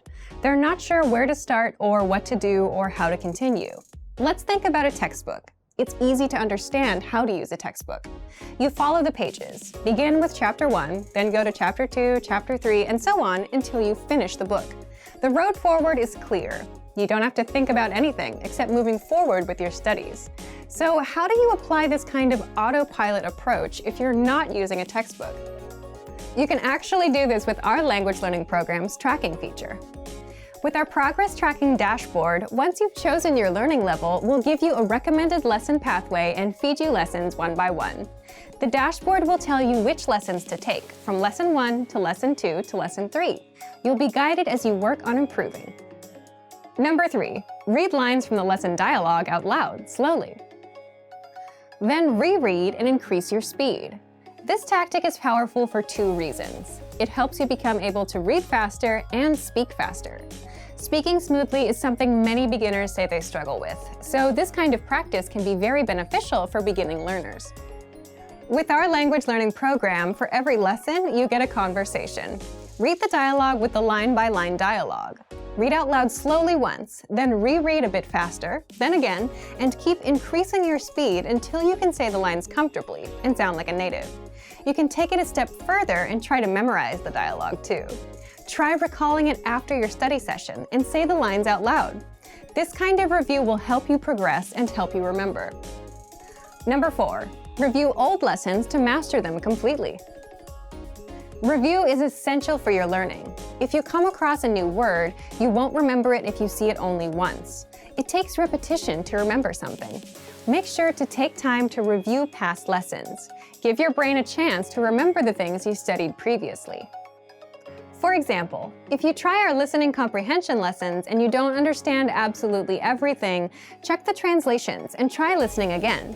Use the study tools you have available to make the most of your review sessions.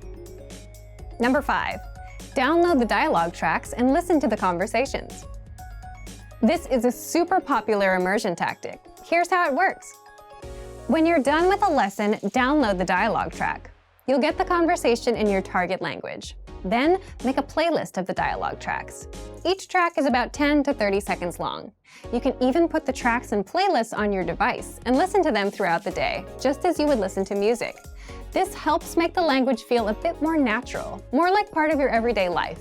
Instead of music, you're immersing yourself in conversations. This can be a great way to work on improving your listening skills.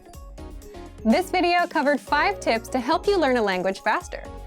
For even more ways to learn faster, check out our complete language learning program. Sign up for your free lifetime account by clicking on the link in the description. Get tons of resources to have you speaking in your target language. And if you enjoyed these tips, hit the like button, share the video with anyone who's trying to learn a new language, and subscribe to our channel. We release new videos every week. I'll see you next time. Bye! Want to speed up your language learning? Take your very first lesson with us. You'll start speaking in minutes and master real conversations. Sign up for your free lifetime account. Just click the link in the description. All cultures have a form of music. Music is one of the most basic tools we can use to learn a language. Parents use music and songs to teach their young children simple words. Music can help us focus, help us remember better, and thus help us as we acquire a language. Music can aid our coordination and physical development too. So, how do we use music to support our language learning now, as grown people? In this video, we'll look at 4 ways to use music to study a language. Imitating structures and rhythms is important when learning a language, and the same is true for music. When children play with other children, they listen to songs, move their bodies as they play games, and try to imitate what they see and hear. This practice of regular imitation aids children as they gain their language skills. Repeating song lyrics like those from nursery rhymes helps kids retain words and expressions. Children may not know the meanings of all the words in the songs they sing, but they remember the songs, the vocabulary, and the rhythms. Children practice making sounds by mimicking the pronunciation of words. This can be the first step to the child understanding the meaning and use of a word. You might not realize it, but you probably still remember many of the songs and rhymes you learned when you were a child. We're able to remember expressions, words, and ideas effectively when they're put to music. This is also the reason you can memorize the lyrics of songs you like rather easily. Patterns like those in many popular songs are repetitive. We review the rhythms and the words each time we listen. Everybody's different, so if you want to use music to support your language learning, we're here to provide 4 different ways. Number 1, passive listening. One way to study with music is through passive listening. You can do this with songs you have in your target language on your computer, a CD, your favorite streaming site. You can use this method as long as you have access to music in the language you want to study. Turn the music on and let it play in the background while you do something else, like studying, cooking dinner, or cleaning the house. Do this regularly and let your mind get used to the idea of hearing your target language in your environment. This kind of familiarity with the language will help you as you work towards fluency. Passive listening is one form of language immersion. As you listen to the background music over and over and get more comfortable with it, you'll start to notice keywords, intonation, grammar patterns, and so on. With enough practice and with enough different music to listen to, you might even start to recognize certain sounds and words when you hear them somewhere else. Number 2, memorization.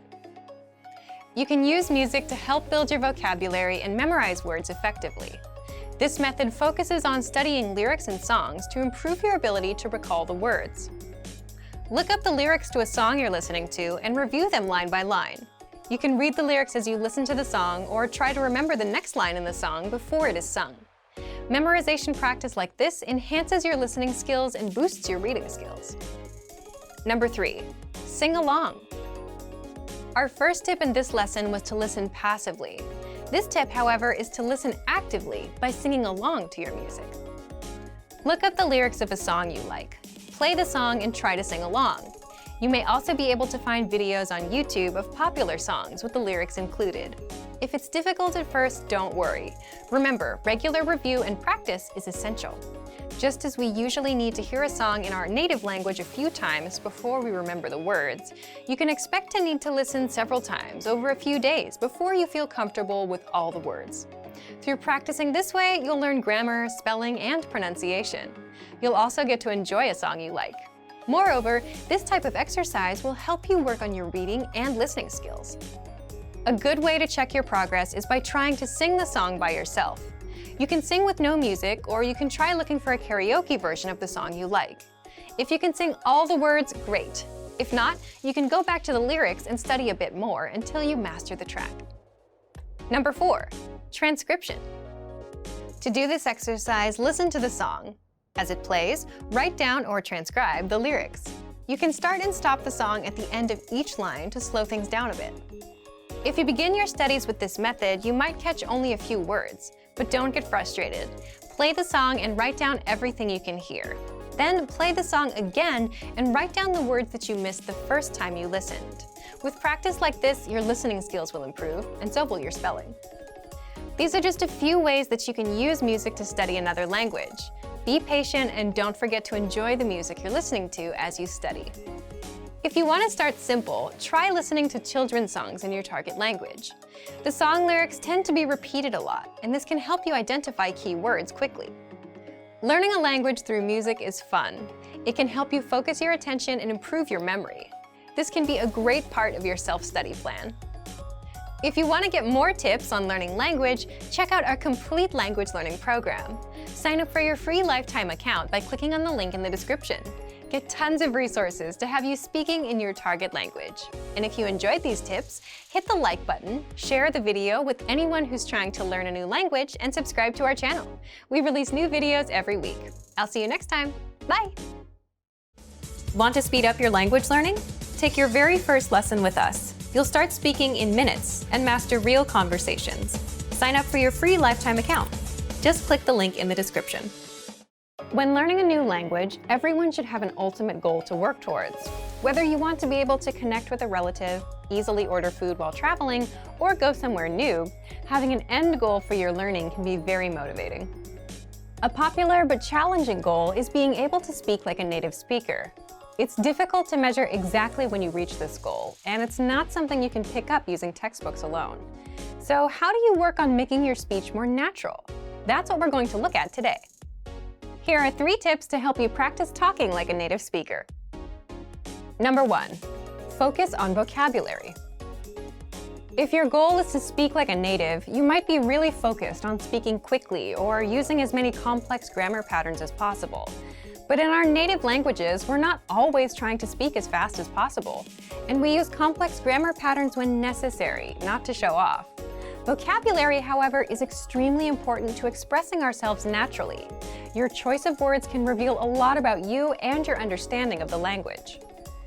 Most learners have had the experience of using a phrasebook or a dictionary to find a word they want to use, trying the word in conversation, and getting a look of confusion from the native speaker. In some cases, although your word choice may be grammatically correct, the word may be inappropriate for the situation or totally unnatural. This is especially important in business and other formal situations, where the right level of formality and professionalism is key. Being able to understand nuances in vocabulary words can also help you understand relationships between people just by listening to the conversation. Try to listen to many different types of conversations. Listen to how people talk to their friends, their superiors, and in customer service situations. This will give you a better idea of how to talk to others naturally. In some languages, you can omit words from sentences or use more direct communication styles. It's important to be aware of these things so you can apply them yourself. Colloquialisms and slang are also commonly used in most languages. As this sort of vocabulary is always evolving, it can be difficult to keep up with the latest words. Talk with native speakers and consume media in your target language to make sure you pick up these kinds of expressions. Media is a great resource for your learning. Ultimately, knowing the appropriate vocabulary to use for each situation will really help you sound more knowledgeable. Number 2, perfect your accent. With every language, there are unique pronunciation and intonation challenges. Some languages are tonal languages, and a change in pitch can completely change the meaning of a word. Then there's the fact that most countries have multiple dialects, and so people from one area of the country may sound different from those in another. So what is the best way to listen to a wide range of accents and different pronunciations? Video and audio resources are a great way to do this. YouTube is a perfect place to start because people from all kinds of different backgrounds upload videos to the platform. You can watch educational videos, daily life vlogs, cooking shows, a travel series, whatever interests you. Pay attention to the different ways people speak. Everyone is unique. And then practice speaking like them. This kind of practice can help you sound more natural. One note, please be aware of the type of resources you're using. For example, if you find a video where a speaker uses a rare dialect, it might not be a good idea to use that for your pronunciation practice, unless you have a special reason for studying a specific accent. As a general rule, it's best to try to search for practice resources that use a standard form of the language you're studying. Number 3, copy what you hear. Do you remember how you learned to speak as a child? We rarely learned new words just listening to them, or reading after we learned how. When we were little kids, we imitated the sounds we heard by repeating the sounds out loud. While you're talking to a friend, watching videos, or listening to audio in your target language, you can do this to try and replicate the way they speak. Doing this will help you work on mastering the flow of the language, your accent, intonation, and pronunciation. Of course, you might also pick up some new vocabulary this way. Make sure to repeat new words often. It's a great way to make sure you remember them. Try doing this using a number of different mediums and sources. That way, you'll be exposed to the diversity that the language offers and master the fundamentals of pronunciation. For example, you can watch and imitate several different YouTube videos and audio CDs, but try a few different sources, like different creators or different audio types, to make sure you experience a wide range of communication in your target language. If you're using our language learning program, you can even get your own teacher with Premium Plus. Your teacher can answer questions, give assignments, and even listen to your recordings and give you advice on pronunciation. Completing these kinds of lessons with a native teacher can really boost your confidence in your speaking skills. Becoming able to speak like a native is a popular goal for many people learning a new language. It feels great to be able to communicate smoothly, especially when the people you're talking to expect basic level sentences or broken communication. Try using the tips we've shared in this video to work on improving your speaking skills. Of course, it'll take time and persistence, but the reward will be more natural communication. And for even more tips on speaking, check out our complete language learning program. Sign up for your free lifetime account by clicking on the link in the description. Get tons of resources to have you speaking in your target language. And if you enjoyed these tips, hit the like button, share the video with anyone who's trying to learn a new language, and subscribe to our channel. We release new videos every week. I'll see you next time. Bye! Great work! Here's a reward. Speed up your language learning with our PDF lessons. Get all of our best PDF cheat sheets and ebooks for free. Just click the link in the description.